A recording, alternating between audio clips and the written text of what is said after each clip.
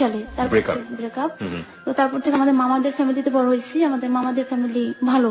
আপনি ব্রেকআপের ব্যাপারে আমাদেরকে একটু বলবেন, মানে কেন ব্রেকআপ হলো, আপনি কি দেখলেন, আপনার চোখে যতটুকু ভাসে? ব্রেকআপটা হচ্ছে যে আমার আব্বু আরেকটা বিয়ে করছে, এই জন্য সে ওদিকে চলে গেছে। পরে আর আমার আম্মু ওদিকে যায়নি, আমার মামারা তাকে নিয়ে আসছে। কয় ভাই বোন ছিলেন আপনারা তখন? আমরা তখন 3 ভাই বোন। আমার বয়স 10, বোনের বয়সটা 5 বছর। তখন আমার ভাইটা জন্ম নেয়। এই সময় আপনার বাবা আরেকটা বিয়ে করেন এবং আপনাদেরকে ছেড়ে চলে যায়। আপনার মা কোনো আইনি ব্যবস্থা নেয়নি? আইনি ব্যবস্থা নিতে চাইছিল, পরে আমার মামা যিনি বলছে যে এগুলো করার দরকার নেই, আমাদের ফ্যামিলিতে এসব ঝামেলা নেই।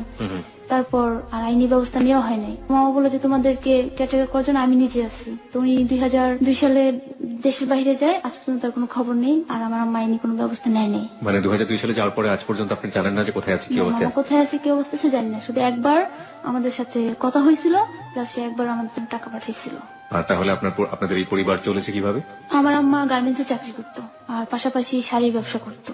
এটা দিয়ে আপনাদের পরিবার চালাতো? এটা দিয়ে আমাদের পরিবার চালাতো। আর নানা বাড়ির অবস্থা ভালো, তো আমার আম্মা পুরোপুরি তাদের উপর নির্ভরশীল হয়ে পড়েনি। ওকে, ঠিক আছে। আপনি বলছিলেন যে আপনার জীবনে 2006 সাল হচ্ছে সবচেয়ে বড় ঘটনা।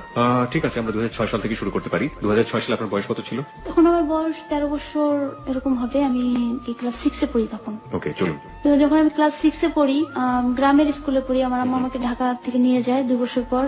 আমার আম্মা 27 ডিসেম্বর যায় বলতেছে যে তোমাকে আর পড়াশোনা করতে হবে না, তুমি ঢাকায় চলো। আমি বললাম যে আম্মা কেন আমি ঢাকায় যাবো? গ্রামে আপনি কোথায় পড়তেন? আমি গ্রামে আমাদের বিকেনগর হাই স্কুলে পড়তাম। কিন্তু ওখানে আপনি থাকতেন কার কাছে? আমার নানা বাড়ি থাকতাম। ওকে, নানা বাড়ি থাকতাম, নানাদের ঘর সংসার দেখাশোনা করতাম, কাজকর্ম করতাম, আর সাথে পড়াশোনা। আর আপনার মা ঢাকাতে থাকতো? হ্যাঁ, আমার মা ঢাকাতে থাকতো, আমার নানিও ঢাকাতে থাকতো, আমার ছোট ভাই বোন দুটাকে দেখার জন্য। তার মানে কি আপনার নানি এক জায়গায় থাকতো, আপনার নানা আরেক জায়গায় থাকতো? হ্যাঁ, নানি বৃদ্ধ হয়ে গেছে, এখন ভাই বোন দুটাকে দেখা লাগবে, এই জন্য নানি ঢাকাতেই থাকতো বেশিরভাগ টাইম। ওকে, তারপর আমাকে নানার সংসার দেখতে হইতো পুরাটা।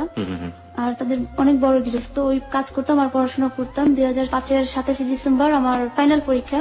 মা যে বললো যে তোমাকে আর পড়াশোনা করতে হবে না, তুমি ঢাকায় চলো। বললাম যে মা কেন, আমি যে পড়াশোনা করতেছি আর তোমার এখানে 1 টাকা খরচও লাগতেছে না, আমার খরচ আমি সংসার থেকে বের করে নিতেছি, নানাকে অনেকভাবে হেল্প করতেছি, আর স্কুল থেকে কোনো প্রেশার আসতেছে না, আমি ভালো পড়াশোনা করতাম। তো সমস্যাটা কি? পরে বললো যে আমার পক্ষে সম্ভব না তোমাকে পড়ানো, আমি যে টাকা বেতন পাই এই টাকায় তোমাদের 3 জনকে মানুষ করতে পারবো না, তুমি কষ্ট করো, তোমার ভাই বোন দুটাকে মানুষ করতে দাও। তখন আমি অনেক কান্নাকাটি করছি। আমার ছোট মামাটা জুড়ে কাঠমিস্ত্রির কাজ করতো, মামাটার সাথে যোগাযোগ করতে পারিনি। আমার মা আমাকে ঢাকায় নিয়ে এসে গার্মেন্টসে ভর্তি করে দেয়। তো গার্মেন্টসে আমি কাজ যখন করি তখন অন্য মানুষকে থাকতাম, কাজ করতে পারতাম না। পারতেন? আপনার তখন বয়স কত গার্মেন্টসে যখন? তখন 13 বছর। 13 বছর বয়সে আপনাকে গার্মেন্টসে নিল? হ্যাঁ। ওকে। 2 মাস চাকরি করার পর আমি অসুস্থ হয়ে যাই। আমার চাচাতো মামা যে বিদেশে থাকে, আমার সেজো মামা, শোনার পর আম্মুকে রাগ করে বললো যে ওকে আপনি এখনই বাড়ি নিয়ে স্কুলে দিয়ে দিবেন। আমার আম্মু আমাকে বাড়ি তো ঠিকই নেয়, কিন্তু আমাদের বাসার নিচের তলায় একটা ফ্যামিলি ভাড়া আসে, ওনাদের ছেলে আমাকে পছন্দ করে বিয়ের জন্য। আমার আম্মা নানুর সাথে ওর সাথে ভালো একটা সম্পর্ক হয়ে যায়। তো ওই ছেলেটাকে আমার ভালো লাগতো না। কারণ ভালো লাগতো না, উনি একটা ভাদাইমা কোয়ালিটির, আমার এটা মনে হইতো। ভাদাইমা কোয়ালিটির? ওকে, এটা আসলে কি, আপনি একটু এক্সপ্লেইন করবেন যে ভাদাইমা বলতে আপনি কি বোঝাচ্ছেন? আমি এটাকে দেখতাম কখনো কাজকর্ম করতো না, সারাদিন ঘুরে বেড়াইতো, ওনার যে বড় বোন আছে ছোট বোন আছে তাদের উপর উনি ডিপেন্ড করতো, নিজের থেকে কিছু করার চেষ্টা করতো না। এই ছিল তার অভ্যাস। তারপর ওকে দেখে আর কি আমার আম্মা পছন্দ করে, দেখতেও সুন্দর। তো আমার তখন মানে ছেলে মানুষকে আমি কাজ শেষে সবসময় খেলাধুলা করতাম, আমাদের বাসায় পিচ্ছি আছে একটা, ওর সাথে সবসময় খেলতাম।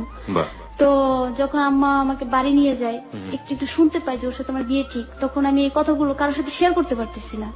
তো আমি যে বাসায় জন্ম আমার, ওই বাসাটা আজও আছি। আমি সেই নানুর সাথে যা বলি যে নানু দেখো আমি তোমাদের কাছে বড় হয়েছি, এরকম করতেছি, আমি কিভাবে বাঁচবো? পরে আমার ওই নানু এটার প্রতিবাদ করে, ওর ফুপু আমাকে দেখতে আসে, দেখতে আসলে আমি সেদিন আমার নানুর কাছে যা বসে থাকি, আর দেখা হয় না। তো চলে যায়, চলে গেলে আমার আম্মা আমাকে দেশে নিয়ে যায়, ওকে সহকারে বললো যে ডালিয়া আমি তো অসুস্থ, তোকে ছাড়া আমি যাইতে পারবো না, আর তুই ছাড়া অন্য কারোর সাথে গেলে আমি অসুস্থ হয়ে পড়বো, এটা তুই ভালো করে জানিস।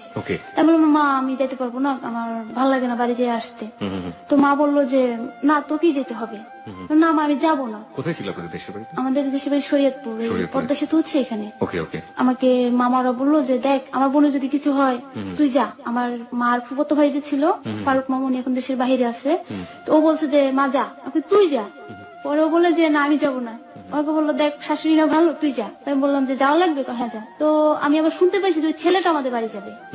তো সকালবেলা ভোরবেলা আমি উঠে হাঁটি, এটা আমার অভ্যাস হয়েছে। তো আমার খালামুনি মানে আমার ফ্রেন্ডলি, তো ওকে নিয়ে হাঁটতে বেরোইছি, দেখে যে আমাদের রোডের মতো ছেলেটা দাঁড়ায় রয়েছে। তারপর তখন আমি বুঝতে পারছি হ্যাঁ এও আমাদের বাড়ি যাবে। তো গেল, একই লঞ্চে উঠে গেছি, কিভাবে যাই না। আমি মাকে বললাম মা তুমি বসো, আমি উপর থেকে ঝালমুড়ি খেয়ে আসি।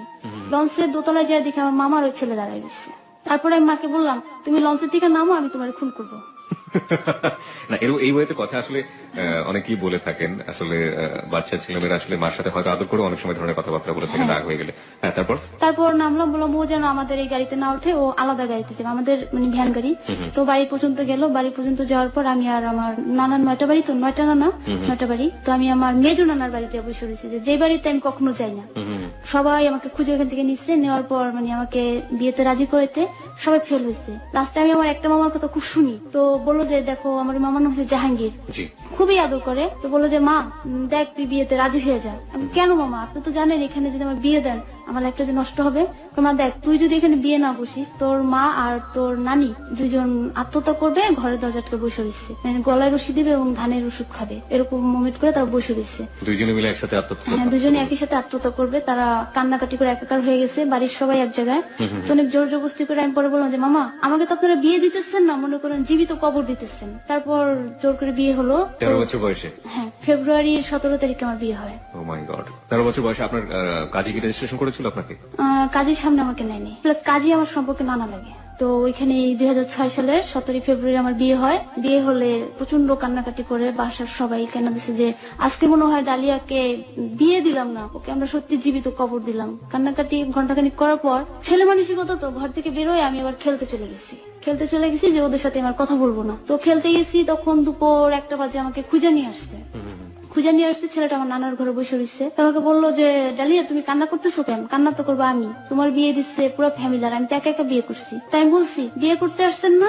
বলে যে হ্যাঁ। বিয়ে করছেন না? বলে হ্যাঁ। একা করেন আর ফ্যামিলি ছাড়া করেন? আপনি বিয়ে করা শেষ, এবার আপনি চলে যান, যে রাস্তা দিয়ে আসছেন সেই রাস্তা দিয়ে চলে যান, আমার সাথে দ্বিতীয়বার কথা বলার চেষ্টা করবেন না। পরে উনি অনেক কান্নাকাটি করছে, আমার নানিরা জোর বসে রাখছে, রাখার পর উনি আর যায়নি। তো আমিও বসে রয়েছি বোর হইয়া।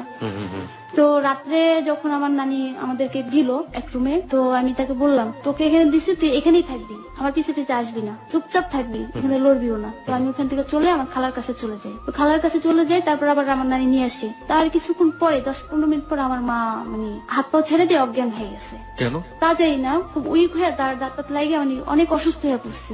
তখন তাকে নিয়ে টানাটানি সারা রাত। তো পরের দিন বললাম যে মা দেখছো আমার সাথে যে অন্যায় করছো, তুমি নিজেও সুখী না, এটা আমার খালারা বলছে।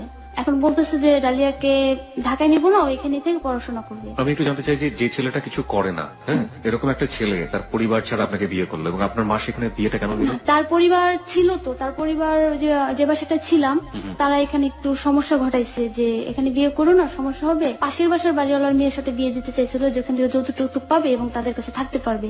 তো পরে ওখানে বিয়ে করে না দেখে তারা উল্টা পাল্টা কথা বলছে, যে কিছু নোংরা মন্তব্য করছে, যার জন্য ওর ফ্যামিলি সরে গেছে। তারপরে আবার ওর ফ্যামিলি বলে দিচ্ছে যে দেখ ওকে যদি ঘন ঘটা করে বিয়ে করিস তাহলে এই বিয়ে হবে না, কারণ ওরাই সমস্যা করবে, তুই যা ওদের গ্রাম থেকে বিয়ে করে নিয়ে আমরা তোর সাথে আছি। ওর ফ্যামিলি ওর সাথে ছিল কিন্তু ফেস হয়নি সবার সামনে। ওকে, আর আপনার মা কেন দিল এরকম একটা ছেলের সাথে বিয়ে? আমার আম্মার ছেলেটাকে অসম্ভব ভালোবাসতো, মানে আমার চাইতেও আমার আম্মু অনেক ভালোবাসতো, আমার নানিও অনেক ভালোবাসতো। যেমন আমি অফিস করে আইসা ঘরে শান্তিতে বসতে পারতাম না, ওর জন্য সবসময় ঘরে আড্ডা দিত। অফিস মানে আপনি গার্মেন্টস থেকে কাজ করে আসছে, 8টা-9টা বাজে আসা দেখতাম ঘরের ভিতরে আড্ডা দিতেছে। তখন খুব অস্থির লাগতাম, পাশের রুমে আমার খালার কাছে যে বসে থাকতাম, আমার মার বান্ধবী হয় তার কাছে যে বসে থাকতাম। এরকম ভাবে অনেক অসুস্থ বোধ করতাম। পরে বিয়ে হয়ে গেলে স্কুলে ভর্তি করতে বলে, তো আমি বললাম যে না আমি আর পড়বো না। আচ্ছা, আমি একটু এই প্রসঙ্গে আবারও আসতে চাই। আমি একটু ইলাবোরেটলি জানতে চাচ্ছি এই কারণে যে ছেলেটার সাথে বিয়ে দিল ওর সাথে আপনার বয়সের পার্থক্য কতদিনের ছিল, মানে কত বছরের ছিল? ওর তখন 27-26 হবে বয়স। আর আপনার মাত্র 13 বছর বয়স। ও কিছু করে না? ও কিছুই করে না। পড়াশোনা করেছে?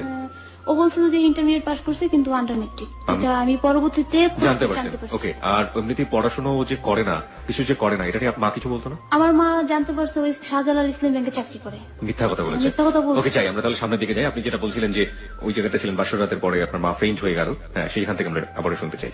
তো ওইখান থেকে মা পরের দিন সুস্থ হলো, ঢাকায় চলে আসবে। আমাকে বললো যে ওকে স্কুলে ভর্তি করে দে, ওকে ঢাকায় নেবো না। তো আমি তখন বললাম যে এখানে থাকবো না, ঢাকায় চলে যাব। তাই আমি ভাবলাম যে ঢাকায় গেলে আমার জন্য ভালো হবে, আমি যদি এখানে থাকি ও আসবে আর আমার নানারা জোর করে ওর কাছে আমার পাঠাই দিবে, আমি ঢাকায় যাই গার্মেন্টসে চাকরি করবো। তো আমি যেই গার্মেন্টসে চাকরি করতাম মিরপুরের ভিতরে খুব ভালো একটা গার্মেন্টস, যেখানে ডিউটি খুব কম হয় এবং স্যালারিও ভালো, পরিবেশটাও ভালো, এবং ছোট দেখতে আমাকে সবাই অনেক আদর করে। আচ্ছা। তো তারপরে আমি ওই জায়গার চাকরিটা ছেড়ে দিচ্ছি, আমি ওখানে হেল্পার ছিলাম, অপারেটর হয়ে গেছি। পরে চাকরি নিচ্ছি ওই মালিকের আরেকটা গার্মেন্টসে চাকরি নিচ্ছি, যে ওটা ছিল শার্টের ফ্যাক্টরি, এখন নিচ্ছি প্যান্টের। যে তখন তো প্যান্টের ফ্যাক্টরিতে নাইটও হইতো এবং প্রচন্ড ডিউটি হইতো, যে আমি যদি এরকম একটা চাকরি নিই ওর ফেজ আমার হতে হবে না, আর ওরা ওই বাসায় ছেড়ে দিচ্ছে, বাসায় ওরা আর যেতে পারবে না, এটা মনে করে আমি ওই গার্মেন্টসে চাকরি নিই। ওই গার্মেন্টসে যখন চাকরি নিই রাত 12টা বাজলেও বাসায় আসলে দেখতাম বসে রয়েছে। তারপর এরকম করে আমাদের পাশের রুমের আন্টি মানে বাড়িওয়ালার মেয়ে অনেক অপমান করে পাঠিয়ে দিচ্ছে, তো বিভিন্ন উসিলা দিয়েও আমাদের বাসায় আসতো, তোর সাথে আমার কথা হইতো না, এরকম করতো। এক পর্যায়ে আমার মা আমার উপরে খুব অত্যাচার করা শুরু করলো, তুমি ওর কাছে যাও। আমি বলছি না, আমি ওর কাছে যাবো না। তো যখন আমি ওর কাছে গেলাম, মা জোর করে পাঠাইলো, তখন মিরপুর 6 নম্বরে বাসা ভাড়া নিল, ওর আম্মা ছিল, বোন ছিল, ওর বোন আবার আমার বান্ধবীও ছিল বিয়ের আগে। তো বাসা নেওয়ার পর যে বাসার করুণ অবস্থা, ওরা আমাকে এটা মনে করছে যে মামার বাড়ি এত বড় লোক, ওরা ঘরে ইনকামও ভালো, খুব স্বাচ্ছন্দ্যে আছে, বিয়ে করলে মোটা অঙ্কে কিছু পাবে, মামারাও কিছু দিবে, এটা মনে করে বিয়ে করছে। আর শুনছে যে আমার জন্য কিছু টাকা ডিপোজিট করে রাখছে, আসলে কিছু না, ছোট একটা অ্যাকাউন্ট আমার মা করতো, মাসিক রাখতো। পরে ওরা এটা মনে করে বিয়ে করে নিয়ে গেছে। নিয়ে যাওয়ার পর আমি তো চাকরি করি, তো তখন আমার উপরে প্রেশার দেয়, তুমি এটা করো।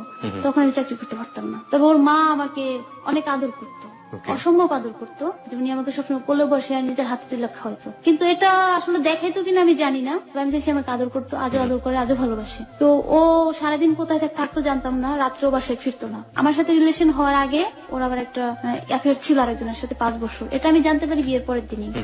বিয়ের পরের দিন জানার পরে আমি বললাম, আপনি যে মেয়েটাকে ঠকে আমার কাছে আসছেন, আপনি কি সুখী হবেন? কখনই হবেন না, দেখেন মেয়েটা কিভাবে কান্না করতেছে। তো আমার সাথে বিয়ের পর ওই মেয়েটার সাথে রিলেশন ছিল, এটা ওর বোন আমার আগে বুঝতে পারছে। ওর ছোট বোন শিমু এখন কোথায় আছে আমি জানি না, ও যদি আমাকে শুনতে পায় আমি ওকে অনেক মিস করি। শিমু আমাকে অনেক হেল্প করছে ওর ভাইয়ের এই বিষয়ে।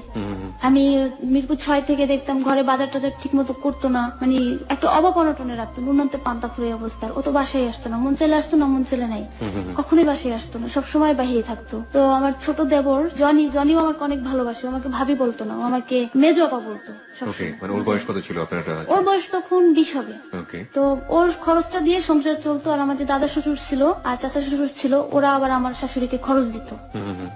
তারপর এভাবে চলতে থাকে। পরে আমি যখন চরম অসুস্থ হয়ে যাই, তখন আমার শাশুড়ি বললো যে এখান থেকে তুই অসুস্থ হয়ে যাবি, তুই গ্রামে যাই কিছুদিন থাইকা। তো আমি গ্রামে যাই, থাকে।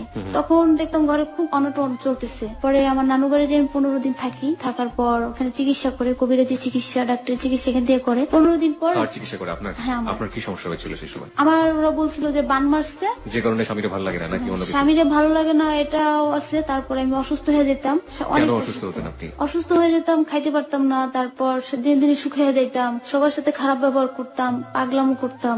এগুলো এটা কেন করতেন? মানে এই যে পাগলামো করার ব্যাপারটা, খিটখিটে মেজাজ হয়ে যাওয়া, খিটখিটে মেজাজে থাকতো, কেন করতাম জানি না। ওকে, আমি এখানে সবারকে একটা ক্লু দিতে চাই, যারা শ্রোতা আছেন তারা একটু মাথায় রাখবেন যে বয়ঃসন্ধিকাল অনেক বড় একটা ব্যাপার হতে পারে। এই খিটখিটে মেজাজের পেছনের কারণ বয়ঃসন্ধিকাল হতে পারে এরকম যে সে যেহেতু যে মানুষটাকে পছন্দ করতো না, সেই মানুষের সাথে তার 24 ঘন্টা ওঠা বসা, এবং সেই মানুষের সাথে ঘর সংসার, যে কোনো কিছুই হতে পারে। তো সেটা চিকিৎসা হচ্ছে কবিরাজি চিকিৎসা, তাই তো? তারপর তো আমাদের গ্রামে নিয়ে আমাকে ধারানি দেয়, মানে বিভিন্ন জায়গায় সাবধানের সাথে পানি এগুলো দিয়ে ধারানি দেয়, এক নতুন কাপড় পরে গোসল করায়। কি করে আমাকে একটু বলবেন, প্রসেসটা কি ছিল? ধারানি আমি নতুন শুনছি। প্রসেসটা ছিল যে আমি যখন গ্রামে নেয়, আমাকে কবিরাজ যিনি দেখলো, আমার সম্পর্কে এক মামা লাগে গ্রামেরই, উনি বললো যে 7 রঙের পানি, ফুল, তারপর একটা মুরগি আর একটা নতুন গামছা, এগুলো দিয়ে আমার কবরের মাটি এগুলো দিয়ে গোসল করাতে হবে। কি কি গাছের কাটা লাগবে? মুরগি দিয়ে কিভাবে গোসল করাবে? মুরগিটা তো ছাইড়া দিবে আমার গোসলের পর। আচ্ছা, আপনি একটু প্রসেসটা বলেন কিভাবে কি করে হয়েছে। যাই হোক, এগুলো লাগবে। পরে এগুলো মামা পরে দিছে, পরে দেওয়ার পর আমার নানি এগুলো গরম করে দিচ্ছে। এটা ছিল সন্ধ্যায়, মাগরিবের আজানটা দিবে। তো আমি গোসল করছি, গোসল করে কাপড় চোপড় খুইলা যেটা পরনে ছিল ওইটা ফেলাই দিয়া পিছনে না তাকে সোজা ঘরে ঢুকে গেছি। এটা ছিল প্রথম দিন। পরের দিন মুরগিটা ছাড়িয়ে দিচ্ছে। তারপরে যখন পেট ব্যথা করতো, খাইতে পারতাম না, আরেকটা কবিরাজের কাছে নিয়ে আমার নাভিটা খুলছে। সেটা ছিল একটা গ্লাসের ভিতর একটু পানি নিয়ে গ্লাসটা আমার পেটে বসাই দিচ্ছে, একটা দোয়া পড়া। সবারটা 10-5 মিনিটই খুলছে, আমারটা খুলতে 1.5 ঘন্টা লাগছে। 1.5 ঘন্টা পর ওটা খুলা দেখে যে আমার হাতের নখ আমার মনে আছে আমি সবসময় মেহেন্দি ব্যবহার করতাম আমার এই বুড়ি আঙ্গুলটায়, সেই নখটা সুন্দরভাবে কাটটা, আমার মাথার চুল, মেয়েদের যে সমস্যাটা হয় সেই জিনিসটা। তারপর এই আরজিনা বলে সবাই চিনবে কিনা জানি না, যেটাকে দেখলে গ্রামের সাধারণত ওই মেয়ে ছেলে নাবিটাকে গুলের মতো দেখতে, কিন্তু এটা চিকন। কি জিনিস এটা? এটাকে আরজিনা বলে আমাদের দেশে। কোনো প্রাণী? হ্যাঁ, এটা একটা প্রাণী, এটা ছোট গুলসাপ যদি কেউ দেখে গুলসাপেরই মতো, কিন্তু এটা চিকন। আচ্ছা। এটা আরজিনা নাম? আরজিনা বলি। আচ্ছা, ঠিক আছে। ওটা দেখলে সবাই নাবি ডাকে, ওটা মানে মেয়েরা নাবি ডাকে ওটা? সবাই ডাকে, ছেলে মেয়ে সবাই। যাই হোক, আমি জীবনে এটা আমরা ছোটবেলা করতাম আর কি, আমাদের খুব মজা লাগতো। মানে কারণ কি, উনি এসে কি ওদিক দিয়ে ঢুকে যায় পেটের ভিতরে না? ব্যাপারটা ওটা যদি তাকে থুতু ছিটাইতো তাহলে নাকি হাতে ঘা হয়, পচা যায়। এটা ওকে, গ্রামে এই ধরনের অনেক কুসংস্কার আছে। যাই হোক, আমি যাই হোক, শুনছি, ভালো লাগছে আর কি। ওই আরজিনার গোস খাওয়াইছে যে আমি সুগাতে সুগাতে আরজিনার মতো হয়ে যাবো। মজা পেয়েছিলেন? মানে টেস্টি ছিল? ওটা তো চালান করে খাওয়াইছে। ওকে, আমরা বুঝতেও দেয়নি কাহিনী কি হয়েছে। ওকে, যাই হোক, তারপর? আর সাপ তারপর কিছু খাওয়ায়নি তো? সাপ, ব্যাঙ খাওয়া নাই। আর চিলটা তো সবাই চিনে, চিলের মাংস খাওয়াইছে। এই জন্য তো বাংলাদেশে এখন আর চিল খুঁজে পাওয়া যায় না। চিলের মতো এক এক জায়গায় উড়ে উড়ে চলে যাবো, এটা ছিল। আর আরেকটা খাওয়াইছে, ওটা মনোমনির গোটা বলে কবিরাজি ভাষায়। সেটা তেলাপোকার ডিম যদি কেউ দেখে থাকে, দয়া করে আমাদেরকে ছেড়ে যাবে না। ভবিষ্যতে আরো কি কি খাবো আমরা বা খাচ্ছে মানুষ, আপনি একটু জেনে নিন। তারপর? তেলাপোকার ডিমের মতো কিন্তু আকৃতিটা আরেকটু ছোট এবং দুইটা মাথায়, যে ধানের যেমন হুং থাকে মাথায়, ওরকম হুং। ওইটা একটা খাওয়ালে পাগল হয়ে যায়, দুইটা খাওয়ালে মারা যায়। আপনাকে কয়টা খাওয়াচ্ছে? আমাকে দুইটা খাওয়াইছে। মেরে ফেলতে চেয়েছিল? মেরে ফেলতে চেয়েছিল। মানে ওগুলো সব আপনার গ্লাসের মধ্যে সবকিছু উঠে চলে আসছে।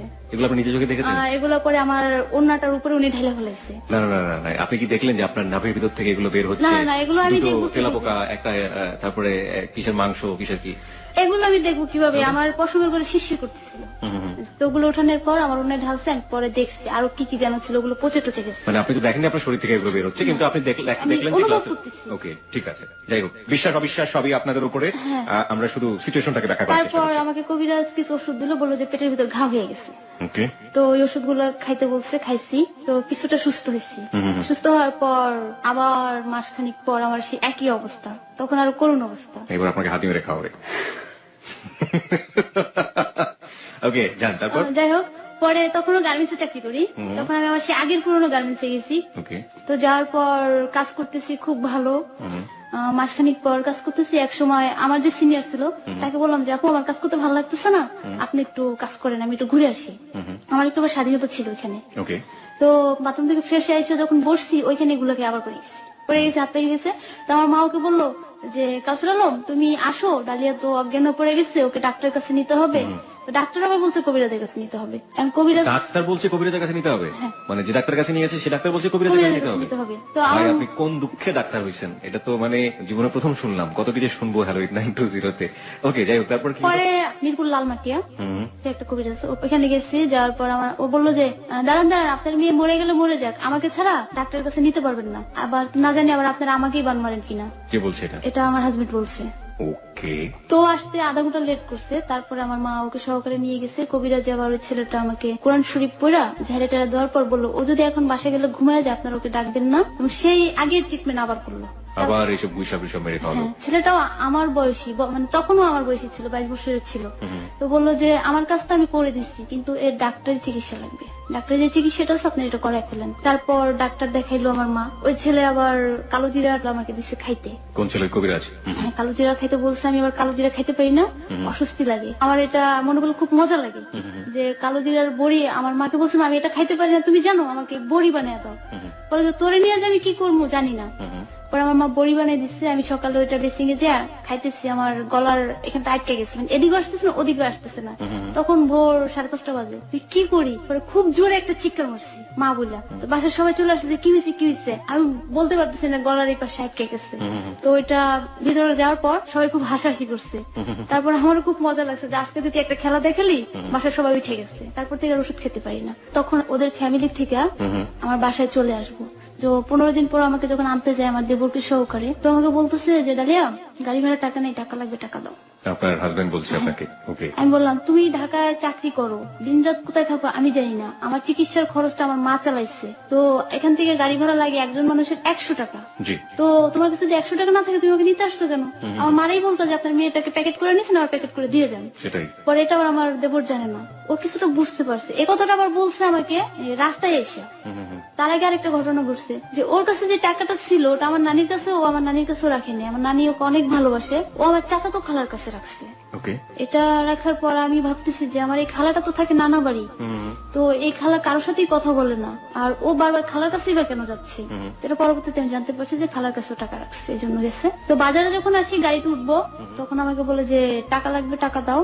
আমি বললাম যে এটা কি বলো? পরে আমাকে জনি বললো যে কি হয়েছে না জপা, এদিকে আসেন। ভাইয়া কি বলছে? না কিছু বলে নাই। নিশ্চয়ই টাকা চাইছে। আমি বললাম যে টাকা চাইছে না, এরকম কিছু না। হ্যাঁ টাকা চাইছে, আপনি না বললে কি হবে? তারপর ওরা দুই ভাই মিলে গ্যাঞ্জাম করলো। গ্যাঞ্জাম করার পর বললো যে ঠিক আছে চলো যাই।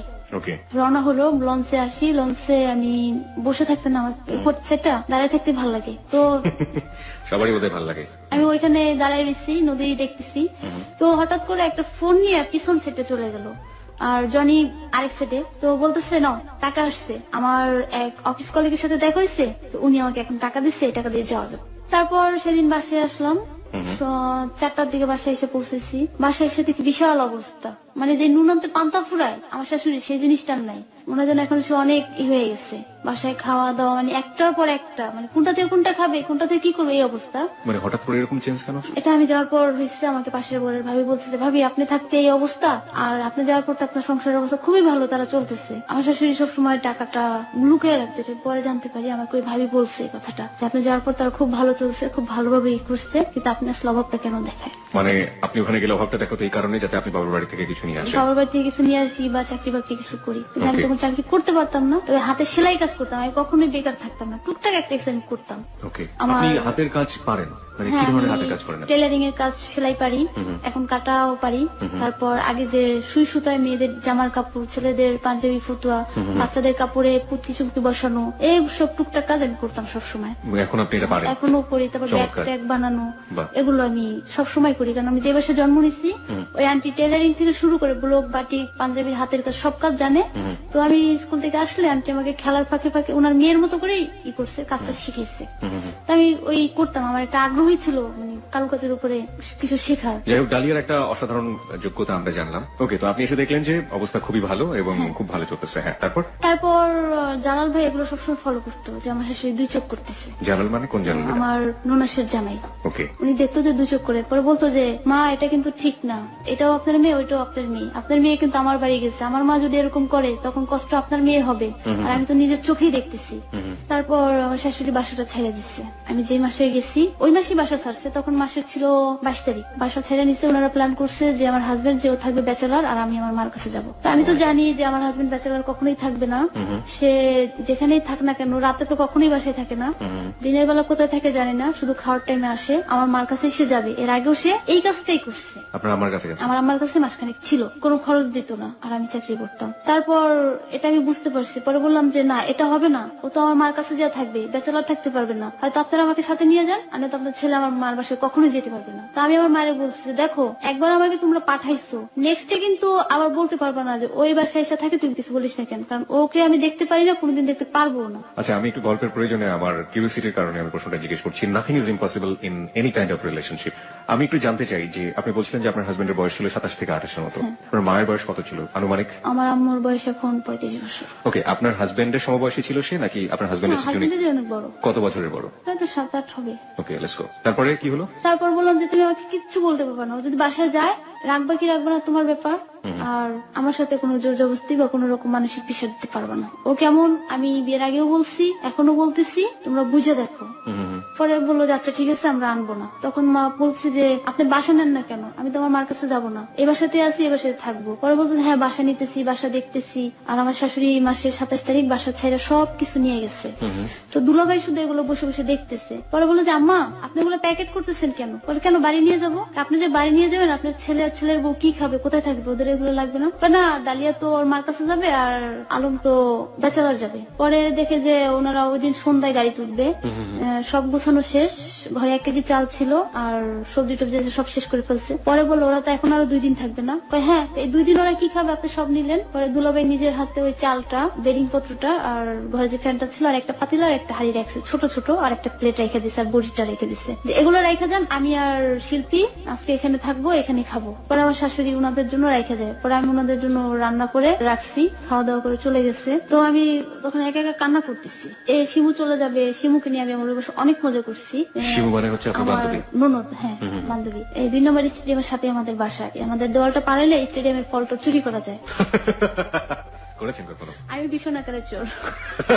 ওকে, আমাদের স্টুডিওতে এমন কিছু নাই যেটা আপনি আপনাকে যাওয়ার সময় আমরা চেক করবো। ওকে, আপনাদের আমি শিমুকে বলতাম, শিমু চল গাছে উঠে পেয়ারা পারি। এর আগেও একাধিকবার আমরা 11 নম্বর থেকে এক বাসার কলার মুচি চুরি করে নিয়ে আসছি, এটা বাজি ধরে নিয়ে আসছি। তখন বিকাল হলেই ওই দেওয়ালের উপর উঠে লবণ মরিচ মিক্স করে পেয়ারা চুরি করে খেতাম আর অনেক মজা করতাম। সকল চোরই চোর নয় বন্ধু, চোরেরা কেউ ভাবে স্বীকার করে না। ওকে আসলে তোর দিয়ে কোনো লাভ নেই। ওকে যদি সামনে থেকে আপনারা দেখতেন তাহলে বুঝতেন যে ও আসলে, আমি তো বলবো যে মেয়ে আসলে হওয়ার জন্য আরো বয়স দরকার হয় আমার মনে হয়, যেটা 21-22 বছর কিশোরই বলতে পারি, আমরা যুবতী বলতে পারি। ওর জীবনের ঘটনাগুলো যেভাবে ঘটে গেছে আপনারা শেষ পর্যন্ত অপেক্ষা করবেন স্টোরিটা শোনার জন্য। আর একটা কথা বারবারই বলি, জীবনের গল্পে কখনোই কোনোভাবেই অনুমান করা যায় না যে আসলে কি ঘটতে যাচ্ছে এরপরে, কারণ জীবনের গতিটা আসলে একেবারেই অপরিচিত, সবসময় থাকে। তারপর এর আগে আবার শিমুকে নিয়ে অনেক ঘটনা ঘটে গেছে, যে ও পেয়ারা চুরি করতাম, বৃষ্টি আসলে দৌড়াদৌড়ি করতাম, এলাকাটা খোলামেলা ছিল। বাসায় আপনার একই বয়সে ছিল? ও আমার একটু সিনিয়র, 3 বছরের সিনিয়র। ওকে, প্রায় সমবয়সী বলা যায়। তো এরকম চুরি করতাম আর দুষ্টামি ফাজলামি করতাম। তো আমাদের পাশের ঘরে আন্টি আমাকে ডাকে, মা তুমি এবারে বউ নাকি? হ্যাঁ, তো তুমি বাচ্চার মেয়ে তো করো কেন? তো আমার শাশুড়ি বলতো যে এটা আমার মেয়ে, এটা আমার বউ না, ও যা খুশি তাই করো, আপনারা কেউ কিছু বলবেন না, এটা বলতো। তো একদিন বৃষ্টি হয়েছে, তো খুব ইচ্ছে করতেছে চটপটি খাবো এবং বৃষ্টিতে ভিজবো। তো এখন কি করে, আমাদের এলাকায় আবার পানি উঠে গেছে হাঁটুর উপরে। তো শিমুকে বললাম চল যাই, আমাদের মিরপুর বেরিবাদ খুবই ভালো লাগতো। তো রিক্সা নিয়ে চলে গেলাম। তখন বললাম যে শিমু তোর ডার্লিং নিয়ে চল, মানে আমার ছোট ভাই ফয়সাল, ওর বয়স তখন 5 বছর হবে। আচ্ছা ঠিক আছে। তো ফয়সাল রে বললাম যে মিরবিটার মোড়ে আস, আমরা অমুক জায়গায় যাইতেছি। সত্যি আপু? হ্যাঁ। তো শিমুর ফোনটা প্যাকেট করে রিক্সা করে যাইতেছি, যে বেরিবাদে বৃষ্টিতে ভিজে অনেক মজা করলাম। সেখানে যে নদী ছিল সেখানে গোসলও করছে আমি, শিমু, ফয়সাল। 6 নম্বর আদর্শ স্কুলের এখানে চটপটি খেয়ে বাসায় বিরা দেখে যে হাঁটু পানি, তো কি হাঁটু পানির সময় বাসায় পানি উঠে গেছে, এগুলো পরিষ্কার করলাম। তারপর যেখানে ছিলাম যে শাশুড়ি চলে গেল, তারপর বাসাও আর নেওয়া হলো না। এখন বাসায় কিচ্ছু নাই, খাওয়ার মতো কিছুই নাই, ও বাসায় আসে না, কোথায় যায় কে জানে। আমার যে টুকটাক হাতের কাজের টাকাটা ছিল, এটা আবার আমি যখন ব্যাগ চেক করি যে দেখি টাকাটা নিয়ে চলে গেছে। এখন আমার কাছে মাত্র 2-3 টাকা আছে, আর আমি কারোর কাছে চাইও খাবো না। আর আম্মুর বাসা 2 কদম সামনে, মিরপুর 6 থেকে 7, আম্মুর কাছে আমি যাবো না, কষ্ট করবো, আম্মুর কাছে যাবো না। এখন আমার অনেক ক্ষুধা লাগছে, 3 দিন হয়ে গেছে আমি কিছু খাই না। এখন আমি কি করি? পরে ভাবলাম ও হয়তো আসবে, তো আসলে আমি বলবো কিছু নিয়ে আসো। তো বাসায় সামনে ছাগলা আসছে, ছাগলার কাছ থেকে আমি 1 ফোঁটা কলমি শাক কিনছি। কলমি শাক কিনা কুইটা ধুইয়া সেদ্ধ করে রাখছি লবণ দিয়া, যে ও তো আসলে সব আনবে বা আমি আনতে বলবো, তো আর আসে না। পরে ক্ষুধা চড়ে আমি ওই সেদ্ধ করা কলমি শাক গুলো খাইছি। তখন আমার অনেক কান্না আসতেছিল যে আজকে আমি এখানে পড়ে রয়েছি, আমার মা আমাকে একটাবার দেখতে আসে না, আমি কিভাবে আছি, তারা শুধু তাদের এটাই দেখে। তারপরও আমি আমার আম্মারে বলছি যে মা লাগলে আমার লাশ যাবে এখান থেকে, আমি তোমার বাসায় যাবো না, তুমি ওকে এই চান্সটা দিবা না যে তোমার বাসায় ওঠার জন্য, তোমার কষ্ট হোক আর দরকার নেই। তো আমার মা কেউ পটায় ফেলছে, ভাইসা বলতেছে ডালিয়া আজকে তো 1 তারিখ বাসা নিছি, চলো। বাসা নিছেন কোথায়? কয় মিরপুরে নিছি। হ্যাঁ, আপনি করেই বলতে পারি আমি। আমাকে প্রশ্ন করতো তুমি আমার তুমি বলো না কেন? আমি স্যার আপনার কোনোদিনও তুমি বলবো না, কারণ আপনাকে আমার ভালো লাগে না, লাগবেও না, আপনার কিছু নেচার এগুলো আমার ভালো লাগে না। তো 1 তারিখে বাসার তো আর তেমন কিছু না, একটা রিক্সা নিয়ে আমার মার বাসার সামনে যায় থামছে। আমার মা বাসায় রিসিভ করলো। রিসিভ করার পর আমি বললাম যে মা তুমি এটা করছো, এটার ভুল তুমি শুধরাবা, আমি না। তারপর ওইখানে 10 দিন পরে আমি আবার গার্মেন্টসে চাকরি নিচ্ছি, যে আমার মার উপর যে একটা প্রেশার না আসুক, আমাকে যেন কারো কথা শুনতে না হয়। তো মার ওখানে চাকরি নিচ্ছি, চাকরি করতেছি 1 মাস। ও 2 দিন আবার বাহিরেই ছিল, মানে আমাকে দেখানোর জন্য যে আমি বাহিরে আছি। 5 দিনের মাথায় আমার মার বাসায় উঠছে। তো আমার মামা তো খুব রাগ, ও এখানে কেন আসবে, ও মা এটা বলছে না। তা আমি ওকে রাগ করছি, আপনি এখানে কেন আসছেন? তো বল যে আসছি, এমনি আসছি। আর আমার নানি ওকে সবসময় আঁচলের তলে ঢেকে রাখতো, এত আদর করতো। ও আমার নানির কাছ থেকে বিভিন্ন ভাবে খরচ নিত, আম্মুর কাছ থেকে নিত, এগুলো আমি বুঝতাম না, যার জন্য আম্মু আমাকে সবসময় রাগ করতো। তো এরপর আমার ননদ যে ছোট শিমু, ওর শারীরিক অবস্থা খারাপ, ওর ফুপুদের কাছে যাবে না, চাচাদের কাছেও যাবে না, আমার কাছে আসছে। তখন আমি কি করবো? ওকে তো ফালাইতেও আমি পারবো না। প্রথমত ওর সাথে আমার সম্পর্কটা খুব ভালো, আমার বান্ধবী। তোকে আমি আমার বাসায় রাখছি যে শিমু ঠিক আছে থাক, আমার সাথে থাক। ওর কিছু জিনিস আম্মুর খারাপ লাগতো, আমার সাথে খিটখিট করতো। এক পর্যায়ে চরম অসুস্থ হয়ে গেলে ওর বোন ওকে হাসপাতালে নিয়ে যায়। তো এখন ওর পাশে যে হাসপাতালে থাকার লোক আছে অনেক, কিন্তু কেউ থাকবে না। তখন আমিও নিজে অনেক অসুস্থ। তো সেই অবস্থায় 2 রাত 2 দিন আমি হাসপাতালে ওর সাথে আমি ছিলাম, শিমুর সাথে। তো শিমুর যে অবস্থা দেখে আমি নিজে আরো অসুস্থ হয়ে গেছি, যে আমি 2টা দিন হাসপাতালে পড়ে রয়েছি একটা রোগীর সাথে, আমারও ওরা কোনো খবর নেই আমি ওখানে কিভাবে আছি কি করতেছি। তারপর বাসায় চলে আসছি, আবার ওকে ওদের বাসায় নিয়ে গেছে, আমি আমার বাসায় চলে আসছি। আমার আম্মুর কাছে শিমু ছিল তখন 1 মাস অসুস্থ অবস্থায়। এটা জনি জানতে পারার পর জনি অনেক রাগারাগি করে, তারপরে আবার আমার মা আমাকে বাসা নিয়ে দিচ্ছে। বাসা নিয়ে দিলাম, বললাম এটাই লাস্ট, এরপরে আমি আর কোনোদিন যাবো না। বাসা নিয়ে দিচ্ছে আমার আম্মুর সামনেই। তখন আমার স্যালারি বেশি না, 2-2.5 হাজার টাকা বেতন পাই আমি। ঘর ভাড়াটা হয়তো 1200 টাকা। তো ও আমাকে বলছে যে আমি চাকরি করতেছি, সমস্যা হবে না, আসো। তো ঠিক আছে, বাসা ভাড়া নিলাম। যে বাসাটাকে ভাড়া নিচ্ছি ওখানে আমার মাকে বোন রাখছে, খালাও আছে, তো ভালোই চলতেছিলাম। ওই বাসাটা যখন ছিলাম ভালোই চাকরি করতেছি, খাইতেছি ভালো। কিন্তু ওর মতো ও সকালে ভোরবেলা আসে, আবার সন্ধ্যাবেলা চলে যায়। আমি সবসময় বাসায় আসতাম 7টায় আর দুপুরে 1টায়। ওকে জিজ্ঞেস করতে না তুমি কই যাও? ও বলতো আমার নাইট ডিউটি দিনের বেলাও কাজ থাকে। কখনো টাকা পয়সা কিছু দিত না? তারপরে টাকা পয়সা কখনো দিত না, মাস গেলে 800 টাকা 700 টাকা এগুলো আমাকে দেখাইতো, এগুলো বলতো। আর বেসিক কারণে পরে জানতে পারছি, আমরা যে আগে যে বাসাটা ছিলাম, একটা বাসা ছিল, ওই বাসার বাড়িওয়ালার মেয়ের জামাই হিরোন টিরন এসব খাইতো। ও কখনো আবিজাবি খেত না, ওদের সাথে মিশে আবার এসব খাওয়া শুরু করছে, ধূমপান করা শুরু করছে। আর উপরি খাবারটা বেশি খেত। তো বাসায় এসে দেখতাম যে এরকম করতো, মাঝে মাঝে বাজার টাজার করে রান্না করেও রাখতো। আমি খেয়ে দিয়ে চলে যেতাম, বাসায় থাকতাম। তারপর দেখি যে একা আয়ে সংসার চালানো আমার পক্ষে খুব কষ্ট হয়ে যেতেছে। ও ঠিক মতো টাকা দেয় না, আবার ওর বাসা থেকেও আমাকে চাপ দিতেছে যে আমাদের খরচ কেন দাও না। তখন এটা আমি আমার যেটা ননাস ওনাকে বলি, দুলাভাইকেও বলি যে এরকম করলে আমি আপনাদের কোথা থেকে দেবো? আমি যা পাই তাদের তো একজনেরই হয় না। 2.5 হাজার টাকা বেতন পাই, 1200 টাকা ঘর ভাড়া, 2জন মানুষের খাওয়া আমি কিভাবে চালাবো? এক পর্যায়ে ও করে কি, আমাদের বাসার পাশে একটা মুদি দোকান, ওই দোকানে বাকি খায়। তাই বলে না, বাকি খাওয়া আমার পছন্দ না, আমার মা কখনো এটা করে নাই। আমার আম্মা যা পারছে তাই খেয়েছে, কিন্তু বাকি কখনো আমার মা পছন্দ করে না। এটা আমি করবো না, কারণ আমার অত অভাব পড়ে নাই, আর আমি অহরহ খরচ আমার হচ্ছে না, আমার বাকি খাইতেই হবে। তো লাস্টে বললাম ঠিক আছে বাকি খাও, কিন্তু প্রয়োজনীয় জিনিস ছাড়া অপ্রয়োজনীয় না। মাস শেষে যখন দোকানে আমি টাকা দিতে যেতাম, দেখতাম যে অনেক টাকা বিল হয়ে গেছে আমার বাজেটের বাইরে। তো আমি বলতাম যে ভাইয়া এগুলো কি কি আমাকে একটু লিস্ট দেখাইতে হবে।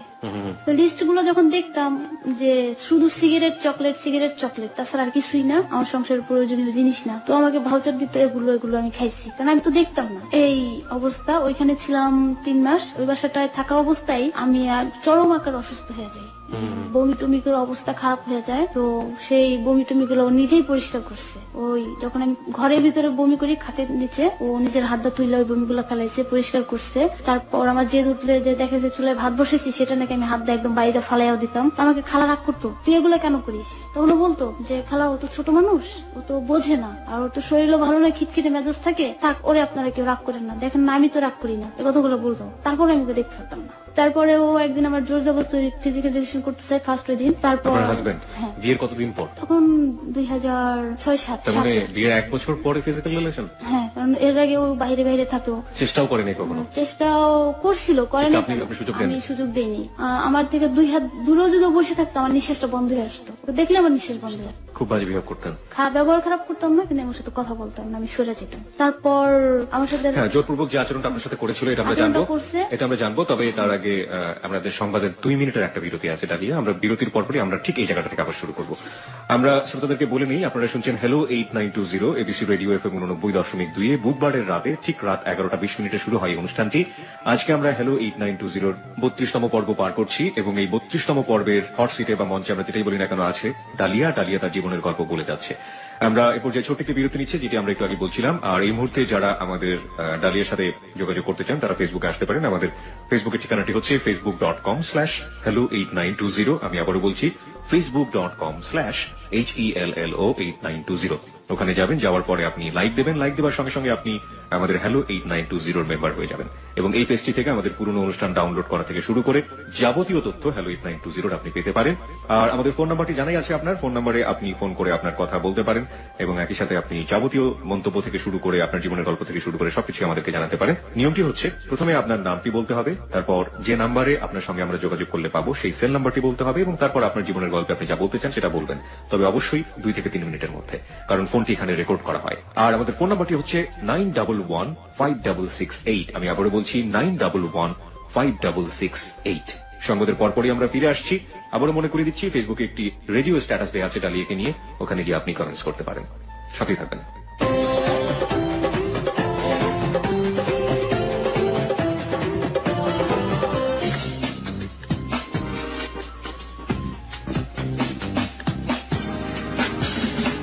Hello